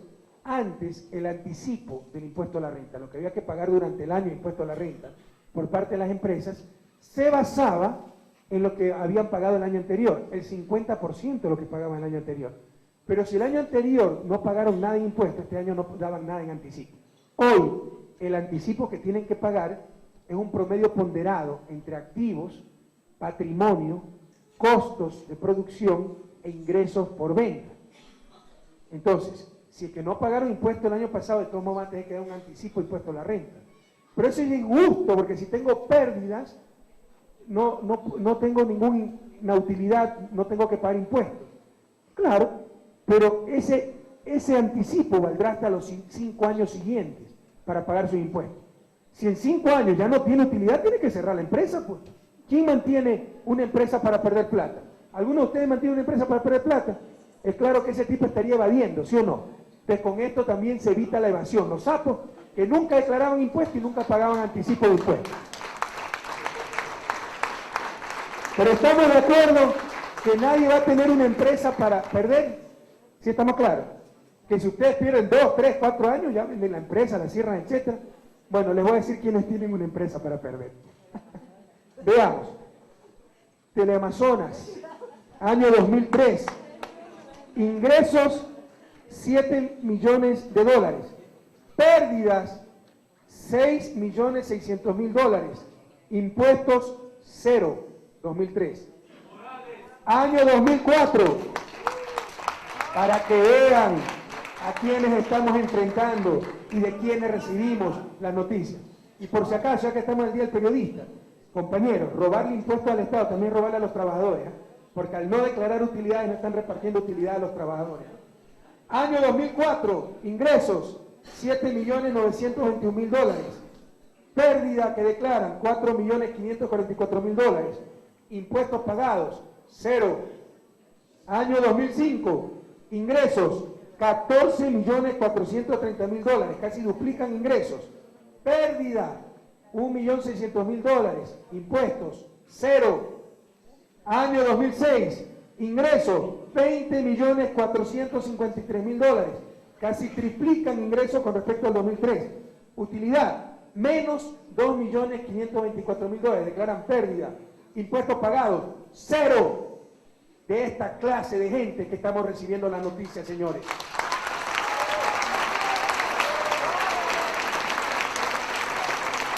Imagínense ustedes, son las madres Teresa Calcuta, Fidel Egas es Sor Teresa Calcuta, Jorgito Ortiz debe ser Mahatma Gandhi, que están trabajando gratuitamente con pérdida. ¡Qué vergüenza! Vamos a ver qué dice el colegio periodista, de estos serios periodistas que trabajan en medios de comunicación, que no pagan impuestos, señores. Teleamazonas Guayaquil, 2003, 691.000 dólares en ingresos, utilidad, menos 503.000, impuestos 0. Año 2004, ingresos 712.000, utilidad, menos 651.000, impuestos 0. Año 2005, 962.000 de ingresos, utilidad, menos 476.000, impuestos 0. Año 2006, 2.237.000, utilidad menos 165.000, impuestos 0. Ya basta, señores, ya basta. Veamos algunos diarios. ¿Qué les parece? ¿Quieren ver algunos diarios? Aquí está. El Universo, 2003, 1.49% de impuestos sobre ingresos, es decir, de cada 100 dólares que venden, pagan 1.49 dólares de impuestos. Esto en el 2003. En el 2006, 1.97. Cada 100 dólares que venden, pagan menos de 2 dólares de impuestos. Impuestos que pagaron en el 2006 sobre ingresos de 54 millones de dólares, 1.070.000 dólares. Aunque sea pagan impuestos, no hay que felicitar. Edicentral, no sé quién sea quién es Edicentral. Edicentral. Diario Hoy, 2003, declara pérdidas, no paga impuestos. 2004, 6.197 dólares de impuestos. Hasta yo creo que pago más impuestos. 2005, 4.459 dólares de impuestos, 2006, 9.726 dólares de impuestos, 0.63% sobre ingresos, es decir, reciben 100 dólares de ingresos por venta de publicidad, etcétera, pagan 63 centavos de dólar en impuestos, ¿verdad? Diario Hoy. Aquí hay otro Diario Hoy, no sé por qué se repite, pero similares cantidades, ¿no? Ediciones por satélite, sea este satélite, este es el IMPRES, este es Diario Hoy. 2003 declara pérdida, 2004 25.000 dólares de impuestos, 2005 36.000 dólares, 2006 12.000 dólares, pobrecito. Sobre 7.745.000 dólares de ingresos, es decir, 0.16% de impuestos sobre ingresos, es decir, si vendieron 100 dólares en publicidad, pagaron 16 centavos en impuestos. Sí, aquí hay el Tiempo, por ejemplo, de Cuenca, 2006, compañeros del Tiempo, los estimamos mucho, pero pagaron 4.650 dólares en impuestos. Yo creo que pueden pagar mucho más. Expreso está pagando bastante impuesto y no es un diario, fíjense, no es un diario de tanta venta, etcétera. Los felicito, demuestran honradez. 1.51% de impuestos sobre ingresos, han pagado 296.000 dólares en impuestos, sobre 19 millones en ventas. El Comercio, sobre 42 millones en ventas, pagaron 607.000 dólares en impuestos, es decir, 1.43%, todavía bastante bajo, pero aunque sea pagan algo. Y bueno, básicamente son los principales datos de los periódicos. Pero que sepamos de quiénes vienen las noticias, compañeros. Impuesto a la herencia. Ustedes saben que el universo pasó de padre a hijo, ¿verdad? Vaya a ver cuánto han pagado impuesto a la herencia. El comercio también fue heredado. Vaya a ver cuánto han pagado impuesto a la herencia. Alvarito no heredó $2.000 millones. Vaya a ver cuánto pagó de impuesto a la herencia.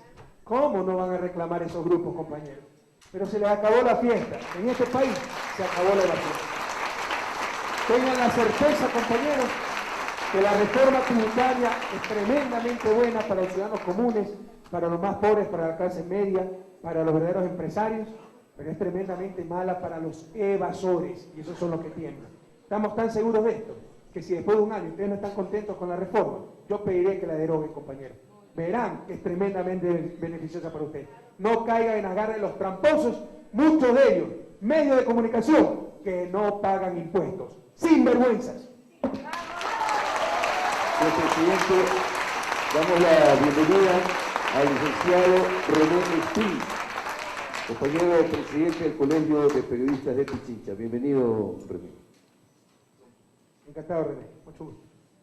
Gracias, señor presidente. La Casa de los Profesionales de la Comunicación le da la más cordial bienvenida al señor presidente constitucional, economista Rafael Correa, en esta fecha que recordamos la circulación del primer periódico gestado por nuestro patrono Eugenio de Santa Cruz y Espejo, el 5 de enero de 1792, fecha clave para quienes creemos que la comunicación tiene que ser liberadora. Adicional, la comunicación está valorada y definida como un tema estratégico, no como un tema marginal, señor presidente, y esto tenemos que manejarlo en esos términos y de esta forma nosotros lo estamos considerando y planteando dentro de nuestro gremio. Espejo siempre fue propulsor de la independencia y eso será nuestro ejemplo, y no solo de Espejo, tenemos a Peralta, tenemos a Montalvo, tenemos a Andrade, a todos aquellos que hicieron historia y que aportaron al periodismo ecuatoriano. Por eso es importante mandar, y permítame, señor presidente, un saludo a todos nuestros compañeros y compañeras que están vinculados con la actividad, con la profesión de la comunicación y el periodismo. Usted ha puesto sobre la mesa un problema de la comunicación y de los periodistas. Nosotros siempre lo hemos venido planteando desde algunos años atrás. No hemos tenido oídos, los directorios anteriores del Colegio de Periodistas de Pichincha han tenido la valentía de realizar investigaciones, han tenido la valentía de realizar propuestas. Estas propuestas han sido presentadas en el Congreso Nacional para que se reforme la ley de ejercicio profesional. Para nosotros uno de los puntos críticos justamente está ahí, en la aplicación de esa ley. Muchos, tanto en el sector privado como en el sector público, han hecho caso omiso y no se han sujetado a lo que enmarca y las disposiciones que tiene esa ley de ejercicio. Está en vigencia esa ley. Y está en vigencia. ¿Me puede leer una de esas disposiciones? Porque yo sé que hay muchos que fungen de periodistas y no tienen título. Exactamente. Entre esos, el aspecto fundamental, quienes deben dar la credencial para el ejercicio profesional es el Colegio de Periodistas de Pichincha. La ley lo manda en esos términos. Hay muchas personas que asumen el rol de periodistas, que asumen el rol de comunicadores, pero en que en realidad no se han formado ni en la parte ética, ni en la parte académica, como profesionales de la comunicación. Nombre, por favor. Bueno, usted lo ha dicho con claridad y precisión. Creemos que es importante, señor presidente, que nos apoyen en esto, para que realmente la comunicación y el periodismo esté en manos de quienes nos hemos formado en las aulas universitarias. Hemos tenido que pasar para una licenciatura 4 años, para una maestría 2 años más, y muchos compañeros que están dentro del gremio del Colegio de Periodistas de Pichincha especialmente, tienen posgrados, tienen un PhD, un doctorado en comunicación. Y creemos que estos compañeros tienen la suficiente capacidad para también proponer políticas públicas, para proponer una serie de acciones que pueden llevar adelante nuestra dignificación como profesión. Bueno, muy interesante lo que dice. Usted sabe que no es mi campo, no es que tengo conocimiento al respecto, pero obviamente un médico sin título de médico no puede ejercer la medicina. Exactamente. Un contador sin título de contador no puede auditar un balance. o firmarlo al menos, ¿no? Así es. En todo caso, en otros países, ¿cómo es? Para que después no digan que es atentado a la libertad de prensa y tanta cuestión. Bueno, ¿Necesitan un título de periodista para poder ejercer el periodismo? el más cercano, Colombia, cuando el canal de la comunicación, el periodista, termina una nota informativa, él indica al final, mi matrícula profesional es de este número.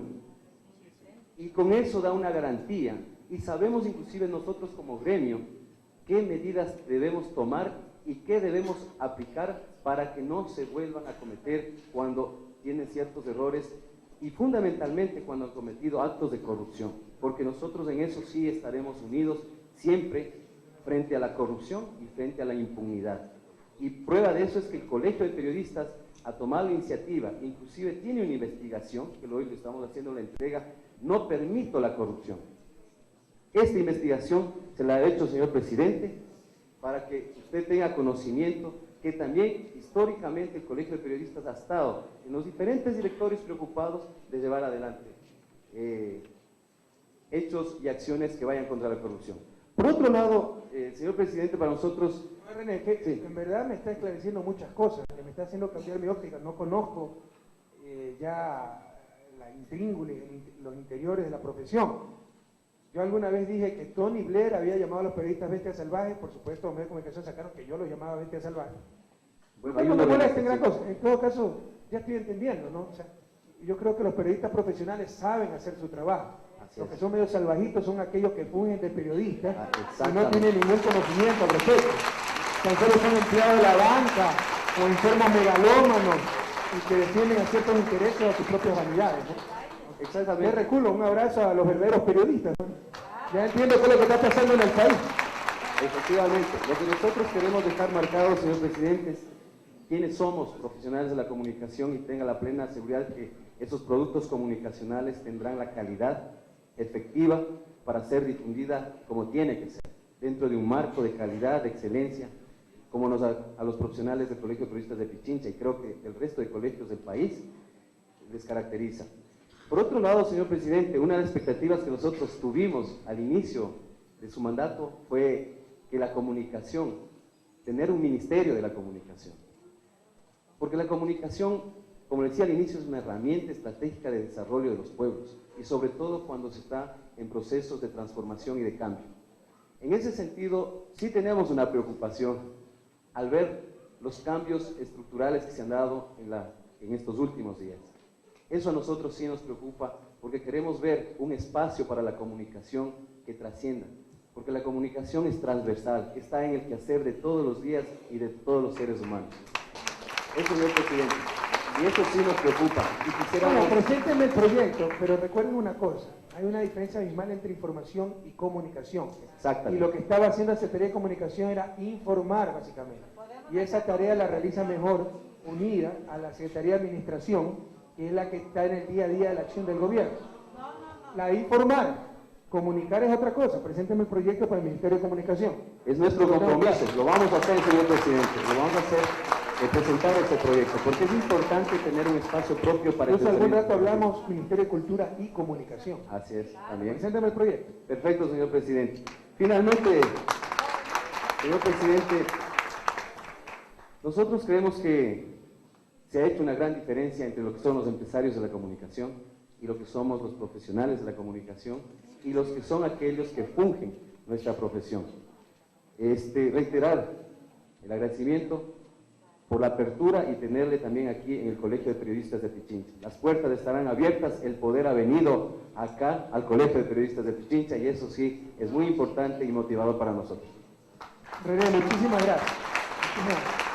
Primero, reiterar mis felicitaciones y resaltar esa gran figura, el patrono, como usted lo llamó, de los periodistas ecuatorianos, don Eugenio de Santa Cruz y Espejo, precursor. Sepan ustedes que los patriotas que dieron su primer grito de independencia el 10 de agosto de 1809, muchos de ellos fueron amigos entrañables, discípulos de Eugenio de Santa Cruz y Espejo. Fue el precursor realmente de nuestra independencia. Segundo, le agradezco porque me acaba realmente de ilustrar en muchas cosas. Ya entiendo qué es lo que está pasando en el país. La comunicación está manejada no por periodistas profesionales. Es como que si la salud no esté manejada por médicos, sino por por peluqueros, con todo el respeto a los peluqueros, ¿verdad? Entonces, pero no están en su tarea, o sea, o están manejados por ahí por empíricos, hechiceros, qué sé yo. Entonces, ya sé lo que está pasando, pero créame que es muy grave el problema. Sin una prensa profesional, competente, que es lo que siempre he dicho, la mediocridad de la prensa. Si una prensa profesional competente, la democracia corre riesgo, el desarrollo corre riesgo porque no se informa adecuadamente, se hacen unas barbaridades terribles. Entonces, sí tengo que revisar algunas de mis expresiones y posiciones porque, insisto, o sea, no he sabido este problema, pero ya sé dónde está el problema. El problema es que los periodistas no están al mando de la comunicación, sino pseudo periodistas. Así que cuenten con nosotros para arreglar este gravísimo problema para la patria entera. Finalmente, señor presidente, nosotros dentro del ámbito... señor presidente, también hemos realizado una investigación sobre el quehacer de la radio, La historia de la radio fue investigada por un compañero nuestro, Sammy de la Torre, que actualmente es vicepresidente del Colegio de Periodistas de Pichincha. Ese documento, allá está, es el más alto de la sala. Le queremos hacer la entrega, señor presidente, de este documento para que lo revise. Bueno, en honor al tiempo queremos agradecerle, recordándole que soy hincha del Aucas, por si acaso, que aquí los periodistas tenemos un club bastante simpático de la gestión deportiva e identificados con Sociedad Deportiva Aucas. Algún rato esperamos ser parte del Emelec y usted del Aucas. Gracias, bueno, felicitaciones, adelante, ya entiendo muchas cosas, ¿no? Ya entiendo muchas cosas. Señor presidente, queremos darle también la bienvenida a nuestra ministra Lorena Escudero, que se encuentra presente. Y está con nosotros el compañero Jaime Arturo Sánchez Miles, repatriado de Sudáfrica luego de permanecer 4 años en ese país. Bienvenido, Jaime. Gracias. Señor presidente, quiero darle las gracias a Dios primeramente y después a usted, a la señora ministra de Migrantes y a todos los que hicieron posible mi regreso. Gracias, señor presidente, por ayudarme a regresar. Fueron 4 años difíciles, ¿no? Pero gracias a Dios y a todo este equipo humano que hacen de su gobierno, me ayudaron a regresar. Ahora estoy en mi país. Un país muy bello. ¿Qué más puedo decir? Bueno, me encuentro emocionado, ¿no? Bienvenido, Jaime, bienvenido a tu patria. Mira, no nos tienes nada que agradecer, es el pueblo ecuatoriano que te ha traído de regreso. No nos vuelvas a salir. Podemos construir una patria nueva y mejor aquí en el país.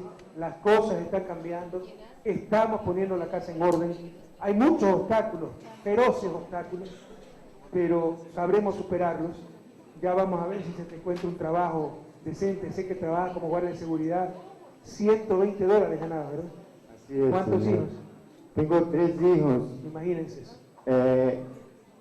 El otro problema que tengo, señor presidente, es que yo acabo de llegar, he perdido 4 años por allá, y ahora que regreso aquí a mi país, no tengo nada, no tengo trabajo, no tengo Ya te vamos a casa. apoyar en eso, no te preocupes, Jaime. Lo más importante, Jaime, 4 años sin tu esposa, 4 años sin tus hijos, no vale la pena, compañeros, no vale la pena. Podemos sacar adelante el país, estamos corrigiendo esas grandes desigualdades, esas grandes indignidades, ¿no? Que los unos ganan $25.000, los otros ganan $120. Falta mucho por hacer, el trabajo es muy arduo, pero juntos lo podemos lograr. Yo sí te hago un llamado fraternal, Jaime querido, y a todos los ciudadanos y ciudadanas de este país, ya no más migración, es demasiado el costo. Pregúntenle a Jaime, no ver 4 años a sus hijos. ¿Cuántos años tenía tu hijo menor cuando partiste? O sea, le voy a comentar algo. O sea, la dejé jugando como una muñequita, ahora que regreso tiene 15 y ya tiene una hija de 8 meses. ¿Tu hija menor cuántos años? Tenía 8 años. Lo encontraste de 12. Compañeros, no vale la pena, es demasiado alto el costo, demasiado alto el sufrimiento. Construyamos esa patria nueva y mejor aquí. y gracias a Dios ya está funcionando la Secretaría del Migrante. Jaime pudo regresar gracias a las gestiones del Migrante. Eso casi no publicaron o publicaron muy poco los medios de comunicación. En todo caso, Jaime, bienvenido a tu patria. Un abrazo a toda tu familia. Cuenta con nosotros, vamos a ver cómo se te apoya y no vuelvas nunca a migrar. Gracias. Crezcamos en nuestra tierra, prosperemos en nuestra tierra.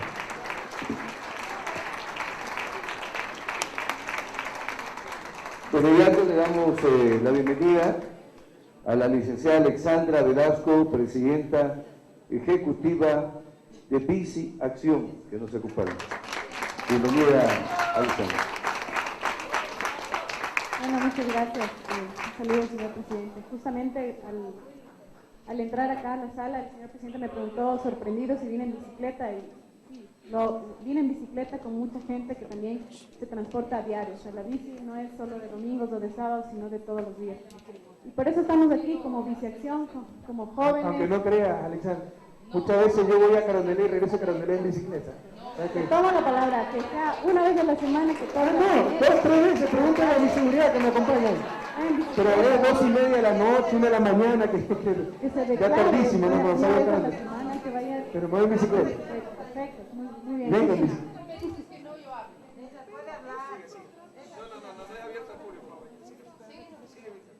Bueno, sí, justamente nosotros como Biciacción y como ciudadanos, como jóvenes ciudadanos del mundo, no de Quito, sino del mundo, conscientes de que al año mueren más de 1.200 personas en las vías por accidentes de tránsito, conscientes de que el parque automotor, el automóvil transporta apenas al 20% de la ciudadanía y contamina el 80% del aire que todos respiramos, ocupa más del 80% del espacio vial de nuestras ciudades, conscientes de que también hay pérdidas económicas por los retrasos, por los atascos, por ruido, estrés, los impactos sociales, ambientales que generan los automóviles, que tenemos el desastre ambiental más grande del mundo en nuestra Amazonía ecuatoriana, justamente por un modelo de desarrollo que ha favorecido al automóvil, a ese vehículo privado que realmente está generando muchos problemas para muchas ciudades. Y nosotros, día a día, en bicicleta, a pie o en transporte, ese 80% de la población que nos toca movernos de esa manera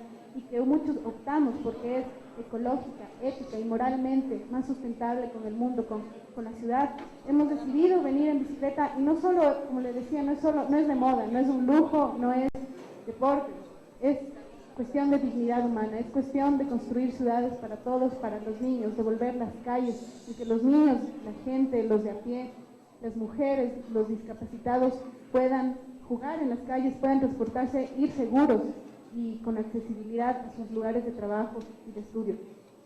Y justamente por eso nosotros pedimos al Estado ecuatoriano, a los gobiernos locales, a los gobiernos seccionales que masifiquen el uso de transportes alternativos, que promuevan la intermodalidad del transporte, que pongan restricciones al vehículo privado, que eliminen o disminuyan los 600 millones de dólares que se da en subsidios de gasolina solo a los vehículos privados, favoreciendo a esa minoría de ecuatorianos que están en detrimento de ese 80%. O sea, justamente en términos económicos, ambientales, energéticamente es insostenible el modelo que nosotros estamos desarrollando.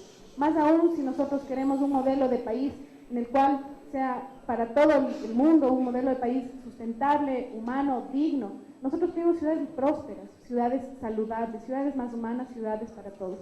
Y justamente por eso nosotros también pedimos que los casos de corrupción de ciclistas que han muerto en las vías, como es el caso de Nicole Paredes, que están aquí los padres, una ciclista que también murió en las vías, se ventilen, no se dejen pasar por alto esos casos de impunidad, ¿no? Y por eso nosotros también pedimos al presidente que se declare un día nacional sin auto, un día nacional entre semana, que la gente viva realmente lo que es movilizarse de otra manera, alternativa, ecológicamente sustentable, más digna con todos en bicicleta, un día nacional en Ecuador. Bueno, gracias. Muchas gracias, Alejandro. Bueno, con satisfacción te tengo que decir que la bicicleta es mi deporte favorito, no hago mucho ciclismo. En verdad era el fútbol, pero después de partir más rodillas, siempre ha sido la bicicleta también uno de mis deportes, pero ahora me dedico mucho más a la bicicleta. Y que 2 o 3 veces por semana voy o vuelvo de Carondelet en bicicleta, ¿no? Pregúntale aquí a mi seguridad. Me los pongo a sufrir, que de repente me regreso en bicicleta y tienen que preparar la bicicleta a 2 de la noche, etc. A ver, sobre más espacio para la bicicleta, el día sin bicicleta. El problema es que eso es más bien atribución municipal, el ordenamiento del tránsito dentro de las ciudades, más que gobierno. Si quieres comentar, si estoy equivocado me avisa, porque tampoco es un tema que lo manejo bien. En todo caso, lo que podemos hacer en buena hora. Quiero decir que una de las tantas cosas incomprendidas, tratadas y maltratadas por cierta prensa y serios analistas, fue el impuesto para los carros de lujo, que son los que más consumen gasolina. Ese impuesto no busca recaudar más plata, busca disminuir la importación de carros. El año pasado se vendieron 90.000 vehículos y eso agrava los problemas. En los últimos años se ha cuadruplicado la cantidad de vehículos en Pichincha. ¿Es que ha mejorado el nivel de vida, la transportación? De ninguna manera. Por el contrario, las calles de Quito están colapsadas. Quito se ha convertido en una de las capitales más contaminadas de América Latina. Más accidentes de tránsito, más importación de combustible y el subsidio enorme que nos cuesta. Ese impuesto a los carros es precisamente un mensaje, indicaciones, signos para empezar a disminuir la importación de carros, la compra de carros, e impulsar el transporte masivo, sobre todo no contaminante, como el transporte eléctrico, trolebuses, por electricidad, etc. También estamos construyendo, planificando un proyecto para carros híbridos que anden mitad gasolina, mitad eléctricos, ¿no? Pero en todo caso comparto totalmente contigo tu diagnóstico. No puede seguir ese ritmo de crecimiento del parque automotor, y la reforma tributaria, el impuesto a los carros, lo que busca es disminuir el impresionante crecimiento del parque automotor que hemos tenido en los últimos años, lo cual empeora la calidad de vida en las ciudades, no mejora. El que tiene el carro tal vez le mejora un poco, pero si 10.000 personas más tienen carro, todos empeoramos, porque se congestionan las vías, hay más contaminación, hay más importación de combustible con el costo del subsidio, etc. Es decir, te ratifico, ya estamos trabajando en eso. Tú dices sacar el subsidio a la gasolina, eso tiene otros impactos. Bueno, fuera que solo fuera el impacto para el que tiene un carro, se encarece el transporte en general, se encarecen víveres, es insumo para la producción, etc. Entonces tiene otras repercusiones negativas.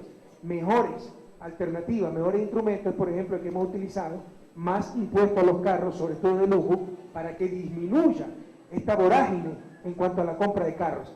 Aquí hay conceptos muy equivocados que muchas veces son difundidos, les insisto, por cierta prensa y ciertos pseudoanalistas. Por ejemplo, yo hago lo que quiera, es mi derecho. Señores, vivimos en una sociedad, si no nos organizamos todos perdemos. Yo les pregunto, si se dejara en voluntad pagar los impuestos, ¿cuántos pagáramos impuestos? Casi nadie. Y colapsamos todos perdemos. Entonces es un falso principio que cada quien tiene que hacer lo que le da la gana. Y como Estado no tenemos que dirigir nada. El Estado es la representación institucionalizada de la sociedad. ¿Por qué somos sociedad? Porque tenemos un proyecto en común, porque estamos dispuestos a aceptar ciertos deberes, como exigir ciertos derechos, porque estamos dispuestos a aceptar ciertos límites para todos vivir mejor. Es una tremendamente falsa premisa aquello de que yo puedo comprar un carro y nadie tiene que poner impuestos, yo puedo hacer lo que me dé la gana. Porque si todo el mundo hace eso, todos estamos peor. No habrá vías que aguanten, no habrá ciudades que aguanten. ¿Sí me explico? Entonces debemos estar dispuestos a vivir como sociedad, y la reforma tributaria tiene ese objetivo, el impuesto a los carros, disminuir esa vorágine de vehículos, de crecimiento del parque automotor que hemos tenido en las últimas décadas. Antes de darte la palabra con todo gusto, lo último, mira, como gobierno responsable que somos, no somos demagogos, nos quieren acusar de populistas, revisa el currículum de todos los ministros, tal vez somos el gobierno más técnico en la historia de este país. Ya tenemos lista una ley de transporte, tránsito y seguridad vial, una ley integral, no la cantinflada del Congreso anterior que creía que el gravísimo problema de los accidentes de tránsito se iba solamente a solucionar aumentando las multas. Por favor, ¿dónde quedan las vías? ¿Dónde queda la capacitación? ¿Dónde queda la señalización? ¿Dónde queda la responsabilidad del peatón? ¿Dónde quedan muchísimas cosas que en su conjunto la renovación del parque automotor mejora la seguridad vial, mejoran el transporte, mejoran el tránsito y tráfico en el país? Entonces ya tenemos una ley lista, muy buena, hecha con apoyo de asesores extranjeros. De acuerdo a ellos sería la mejor ley de seguridad vial de toda América Latina, y en los próximos días, tal vez el 10 de enero, la presentaremos a la Asamblea Nacional Constituyente. Asamblea, que ahora los grupos de poder nos quieren decir que no está para legislar. Por favor, ¿Acaso en la campaña no se dijo claramente, si ganamos las elecciones, se pone en receso el Congreso, se hará una comisión legislativa para que saque las leyes urgentes que tiene el país? No dije y no dijimos que una de las primeras leyes sería la ley de seguridad vial para que sea tratado por la Asamblea. Hoy nos quieren decir que la Asamblea no es para legislar. ¿Por qué? Porque están que tiemblan, porque saben que se acabó la fiesta. No quieren que nada cambie, no quieren que cambie la tributación, no quieren que cambie la vialidad, no quieren que cambie nada. Entonces no nos debemos convencer por esos esfuerzos desesperados de los grupos de siempre derrotados, que lo que perdieron en las urnas ahora lo quieren ganar por medio de publicidad, por medio de utilizar ciertos medios de comunicación, etc. En los próximos días presentaremos esa ley de seguridad vial, que creo que será un gran avance, porque es una ley integral que incluso, perdóname la redundancia, responsabilidad para el peatón, porque tampoco es justo. De repente va un conductor, se le lanza a un tipo totalmente ebrio al parabrisas, lo atropella, que se va preso el chofer. Perdona, los peatones también tenemos que tener responsabilidad, deben estar protegidos los ciclistas, tener vías especiales, etc. Todo esto, en verdad lo de los ciclistas no tengo en la mente si está, pero lo podemos incluir en el debate en la Asamblea, pero sí se incluyen muchísimas cosas en favor de los peatones, en favor de los conductores serios, se aumentan mucho las multas, las responsabilidades, pero se da también mucha capacitación, se reestructura los organismos de dirección de tránsito, la Policía Nacional de Tránsito, etc. En los próximos días esa ley de transporte, tránsito y seguridad vial será entregada a la Asamblea y esperamos que la tramiten con la mayor velocidad posible. Sí, puede ser muy breve, justamente considerando de que son los gobiernos nacionales, pero creo que desde el Estado se puede promover el uso de la bicicleta y por eso hemos preparado la ley marco para la promoción de movilidad alternativa y creo que el Estado debe garantizar un derecho a la movilidad. Pero ya te voy a dar el nombre de la persona con la cual te puedes contactar para ver si la incluimos en la ley de tránsito y seguridad vial. Exacto, y no creo que en vano Holanda o otros países de Europa el 30% de su población se mueve en bicicleta. Conozco muy bien esos casos, recuerda que yo vivía la Vista Holanda, en Bélgica también. Mundo. Y Bogotá, para no ir muy lejos, tiene más de 300 kilómetros de ciclovías, entonces creo que sí es posible que Ecuador sea un modelo para toda Sudamérica y para el mundo con respecto a sostenibilidad. Maravilloso, si se nos escapó esta parte en la ley, todavía hay tiempo para incluirlo o lo mandan directamente a la Asamblea y allá lo tratan, ¿no? Muchas gracias. Okay, muchas gracias. Gracias, Alejandra. De inmediato le damos la bienvenida a la compañera Digna Barcia, presidenta del Comité Pro Mejoras Independencia del barrio San Juan. Bienvenida, compañera. Muy buenos días, señor presidente. Muchas gracias por la invitación. Bueno, yo soy la presidenta del barrio de San Juan, está ubicado al centro occidente a 8 cuadras de la Presidencia de la República, vecinos prácticamente. Un pedido... ¿Motes de San Juan? Yo no lo sí, conozco. los motes de San Juan. Un pedido que a lo mejor puede que no ingrese en la conversación que se está llevando adelante, pero nuestro requerimiento es el siguiente. Nos encontramos aquí con los moradores, con nuestras reinas y yo a la cabeza como presidenta. Es el siguiente. Otra reina, digo. Muchas gracias. Verán, nosotros tenemos allí una casa barrial que tiene más de 50 años en ese barrio, tradicional el barrio, y hay un UPC. Usted habló hace un rato de la seguridad que hay que dar, pero para dar seguridad también los policías tienen que vivir en un ambiente sano, en un ambiente correcto. El municipio hace 4 o 5 años nos ha ofrecido hacer una plaza cívica en donde ingrese la casa barrial, el mercado y la UPC. Hasta ahora no hay nada concreto. Lo que pedimos a usted es que interponga sus buenos oficios y nos ayude con esto a través del Ministerio de Gobierno para la realización y se concrete el UPC en ese sector. Ese es nuestro pedido concreto. UPC es Unidad de Policía Comunitaria. Así es. Okay. Ese es nuestro Ya, pedido gracias. concreto, señor presidente. Muchas Muchas gracias. Ve, antes que me olvide, chicos, de bicicleta, ¿cómo se llama la asociación? ¿Ah? Bicicleta. Digna, no te me vayas. Cuando quieran para salir a bicicletear, ¿eh? Pero el ciclopaseo es muy corto, más larguito. Para ver. Ok. Bueno, sobre el barrio San Juan, con todo gusto, ya mis asesores recogen esta petición, ya vamos a hablar con el ministro de Gobierno, pero quiero decirles que en la modernización que estamos preparando la policía, primero es un cambio de visión total. La policía, como muchas otras instancias, Comisión de Tránsito, incluso con tristeza los propios colegios con sus bandas de guerra, siempre han querido militarizarse, ¿verdad? O sea, estructuras militares, los grandes cuarteles, en el caso de las policías, cuando tiene que tener es una óptica totalmente diferente, más comunitaria. Entonces lo que vamos a hacer es una policía totalmente comunitaria, con pequeñas casas en los diferentes barrios, de 2 pisos, con 6 policías que no roten, que sean amigos de la comunidad, pero con los equipos necesarios para atender las cuestiones de seguridad de cada sector y de cada barrio. Entonces esto se va a generalizar. Teníamos ya planificado, me parece que era 2000 UPC en los próximos años, el modelo, todo ya está. Faltan los fondos, eso que es lo más difícil, pero lo vamos a conseguir.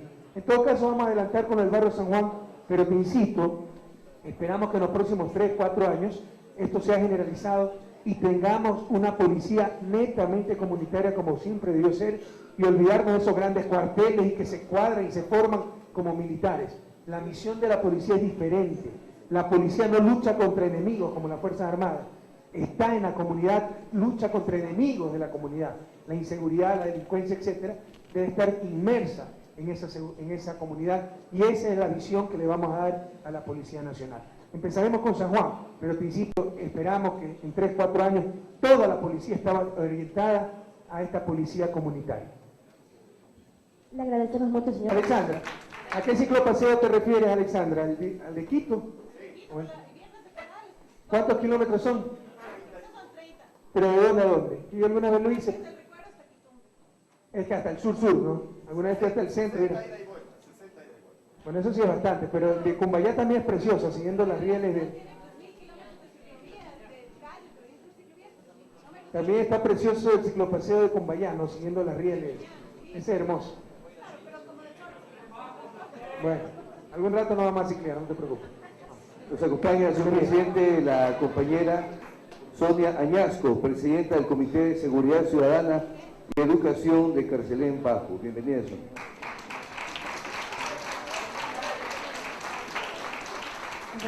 Muy buenos días, señor presidente de la República, economista Rafael Correa. Muy buenos días a todos los aquí presentes. Los moradores de Carcelén Bajo somos conocedores de que usted, señor presidente, está haciendo cambios positivos en la educación.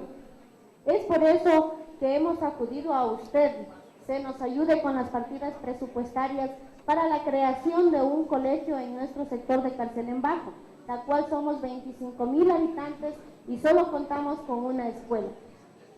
La creación para este colegio es para ayuda, para el desarrollo cultural, académico de todos nuestros moradores. Nos hemos visto en la necesidad de acudir al director de educación, doctor Héctor Vallejo, al asambleísta César Rodríguez, conjuntamente con el doctor Jorge Duque, quienes nos han dado la atención necesaria, pero también necesitamos de su apoyo y colaboración, ya que la educación para usted es la parte primordial que estamos haciendo. Padres de familia se han quedado sin dar educación a sus hijos porque no han tenido los recursos necesarios para el transporte y otras necesidades que se deben dar al buscar colegios y cupos en otros sectores. Señor presidente, esta es nuestra petición de los moradores de Carcelén Bajo, que se nos ayude a la creación, a las partidas presupuestarias del colegio. Gracias, compañero. Bien, en principio no habría problema. Normalmente esta intervención la escuchan mis asesores en Carondelet. Aquí también tengo todo esto que se dice aquí queda anotado. Nosotros no somos payasos, no somos demagogos, no somos farsantes. Todo lo que decimos aquí nos comprometemos. Por ejemplo, lo de incorporar la propuesta de la compañera a la ley de seguridad vial, ya lo anotó un asesor y se ejecuta el día lunes. O sea, se envía esto al encargado, que es Héctor Villagrán, al coordinador de esa ley de seguridad vial. Que tenga toda la seguridad que ustedes reciben una respuesta de lo que hemos hablado aquí. Entonces, en principio yo no le veo problema, si se puede hacer en buena hora, pero hay que consultar con el ministro de Educación para ver cuáles son los planes, etcétera. Recuerden que hemos abierto 12,000 nuevas partidas. Yo sí les ruego una cosa, la Asamblea de plenos poderes, ella me puede ordenar a mí ese colegio, pero tiene otra función. Ella ratificó al Poder Ejecutivo, esta es la labor del Poder Ejecutivo, así que diríjanse al gobierno, no a la Asamblea, porque ellos tienen que hacer la nueva constitución, que ya la están haciendo. Que pasa que cierta prensa y cierto grupo de oposición creen que el primer día ya empiecen los artículos. Primero se define el esquema, los conceptos, la idea, y otras tantas farsas para desprestigiar a la Asamblea. Recuerden que la Comisión Legislativa, la que trata leyes, es una comisión entre 10. Las otras 9 están tratando cuestiones de seguridad y soberanía. Dicho sea de paso, el aspecto comunicacional se está tratando como soberanía comunicacional, ¿no? Parte de la soberanía de la nación. En todo caso, traten de no interrumpir el trabajo de la Asamblea con estas peticiones, que son netamente del Poder Ejecutivo, que fue ratificado por la Asamblea. Le insisto, la Asamblea de pleno poder y me puede ordenar hacer el colegio, yo tendré que obedecer, pero si se lo puede hacer, lo podemos hacer con todo gusto, y es una labor del Poder Ejecutivo. Y última cosa que les quiero decir, compañeros, y a todos los barrios, y a todo el país, que se acaben los paros. Esta es la manera de actuar. Venir, pedir, verán que con un gobierno responsable van a recibir una respuesta. Si se puede hacer, le vamos a decir en cuánto tiempo, si no se puede hacer, le vamos a decir por qué. Pero basta de paros, basta de medidas de hecho. Ayer, los compañeros de Llano Grande cerraron la Panamericana Norte, contra el municipio, no contra el gobierno. Puede ser que tengan razón a las finales, pero no es la manera de protestar, nos perjudican a todos.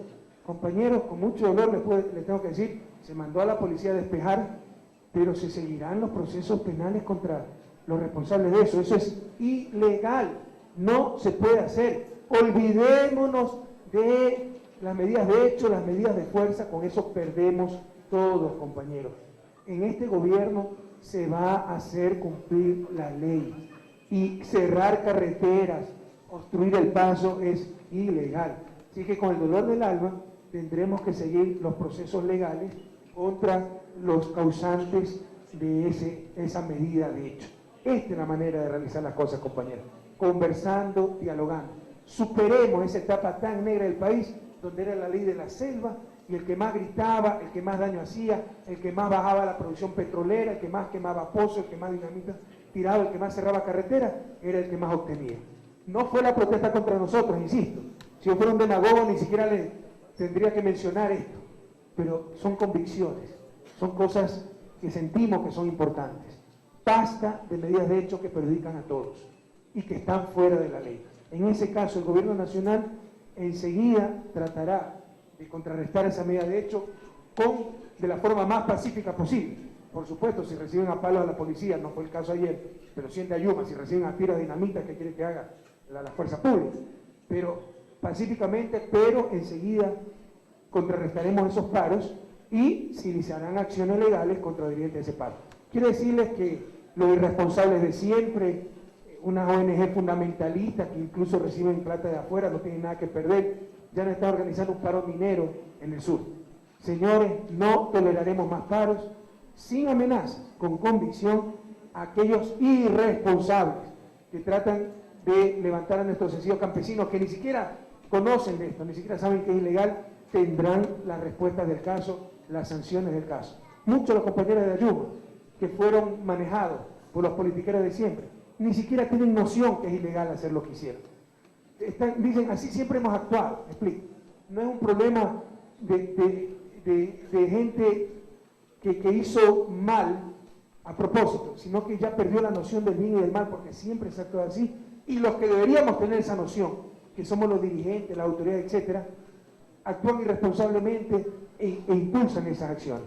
No permitiremos, por el bien de todos, más paros a esas ONG irresponsables que nunca han sacado medio voto y nos quieren imponer su agenda, quieren imponer sus puntos de vista y que ya están levantando a los sencillos campesinos del sur, Zamora, Loja, El Oro, contra la minera, contra lo cual nosotros también estamos, todas esas concesiones que se han dado, y ya vamos a empezar a remediar todo aquello, que se atengan a las consecuencias. Eso es ilegal, no permitiremos más paros, y a todos estos politiqueros, dirigentes de ciertas ONG, radicales, fundamentalistas, irresponsables, insensatos, que nunca han sacado medio voto, que nunca van a ganar media elección y nos intentan imponer su agenda a la fuerza, que se atengan a las consecuencias. No permitiremos más paros en este país, compañeros. Por el diálogo obtendrán todo este gobierno. Con medidas de hecho no tendrán absolutamente nada. Eso sí vaya a reclamar a la Asamblea, a presionar allá, porque es reforma constitucional, que corresponde a la Asamblea, y reforma legal. Señor presidente, de inmediato, para los pueblos de los hermanos Quichua, nuestro compañero José Maldonado, para...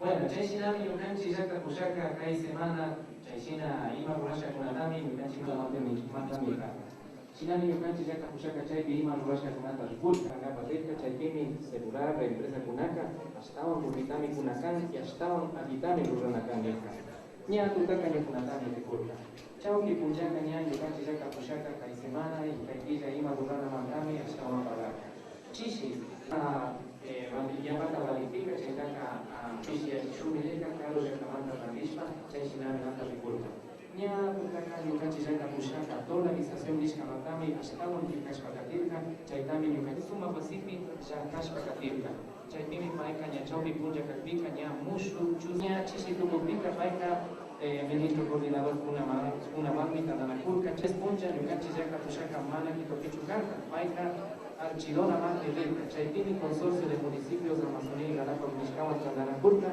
y Chaypi Ima, Campi de Macapa, y Paisa, Chaysinari, y Chachima, Tuku, Ima, Paisa, Rurasca, Kunaka, Villas. Shinaka, Tectacuna, Mashamusco. Tuku, Yunama, Ayuana, Suma, Cachumi, Yukanchi, Yaka, Pushaka, Rirka, Shinami, Tuku, Yuna, Munay. Compañeros, bueno, para finalizar, pues reiterarles el deseo de que tengan el más maravilloso año. Vamos a avanzar juntos, compañeros. Va a ser duro, va a ser duro. Los grupos derrotados en las urnas se están reconstituyendo para, a través de ciertos medios de comunicación, desestabilización de precios, escándalos, incidentes, etcétera, desgastar al gobierno y desgastar a la asamblea. Las encuestas nos dicen que todavía no lo han logrado. Tal vez mañana, pasado, lo logren. Pero sí les quiero advertir eso para no caer en esa trampa. Les insisto, va a ser un año duro, como el 2007, que fue durísimo, pero así como el 2007 creo que va a ser lleno de éxitos. Para cambiar este país, compañeros, no esperemos tener un camino lleno de rosas. Los grupos de siempre se van a oponer, van a difamar, a crear calumnias, incautación, la reforma tributaria confiscatoria. ¿Confiscatoria de qué? De su patente de corso para evadir impuestos, eso es todo, ¿verdad? Entonces, depende de nosotros, compañeros, no caer en la trampa de los mismos de siempre, canales de televisión que ni siquiera pagan impuestos, ¿cómo van a estar a favor de la reforma tributaria, verdad? En todo caso, el más feliz de los años, continuemos juntos, confíen en su gobierno, cuando ustedes quieran, yo me voy a mi casa, yo estaré aquí, hasta donde ustedes quieran que esté, avanzaremos hasta donde ustedes quieren que avance. Estamos tan solo cumpliendo ese mandato en 2006, que fue cambiar a este Ecuador para tener una patria para todos y para todas. A los compañeros periodistas, gracias, sobre todo a René, me ha aclarado muchísimas cosas. Vamos a respaldar a los verdaderos periodistas de la patria. Ya lo hicimos. En diciembre 18 establecimos un incremento del 30% al salario base de esos profesionales de la comunicación, que son los periodistas, y que ganaban realmente una miseria. Creo que el sueldo mínimo era $200 para un profesional. ¿Se imaginan? ¿Cuánta explotación? Y aumentamos 30% esa remuneración. En todo caso, todo nuestro respaldo a los verdaderos periodistas de la patria. Ya entiendo muchas cosas, que la comunicación social en este país no ha estado en manos de los profesionales de la comunicación, los profesionales periodistas, sino de empresarios y de pseudos comunicadores, pues que no son absolutamente nada y no tienen ninguna formación académica y ni siquiera ética, lamentablemente. Y a todo el Ecuador, a seguir adelante, compatriotas. Les insisto, no me gusta mentir, no soy un payaso, no soy un demagogo, no les voy a decir, vamos a contentar a todo el mundo y vamos a tener todo un año feliz sin que nadie reclame. No, no, va a haber mucha gente que reclame, los grupos que ven que sus privilegios se están desmoronando. Pero eso significa que estamos avanzando. Sancho, si los perros ladran, es señal de que estamos avanzando. Un feliz año 2008, que Dios los bendiga y hasta la victoria.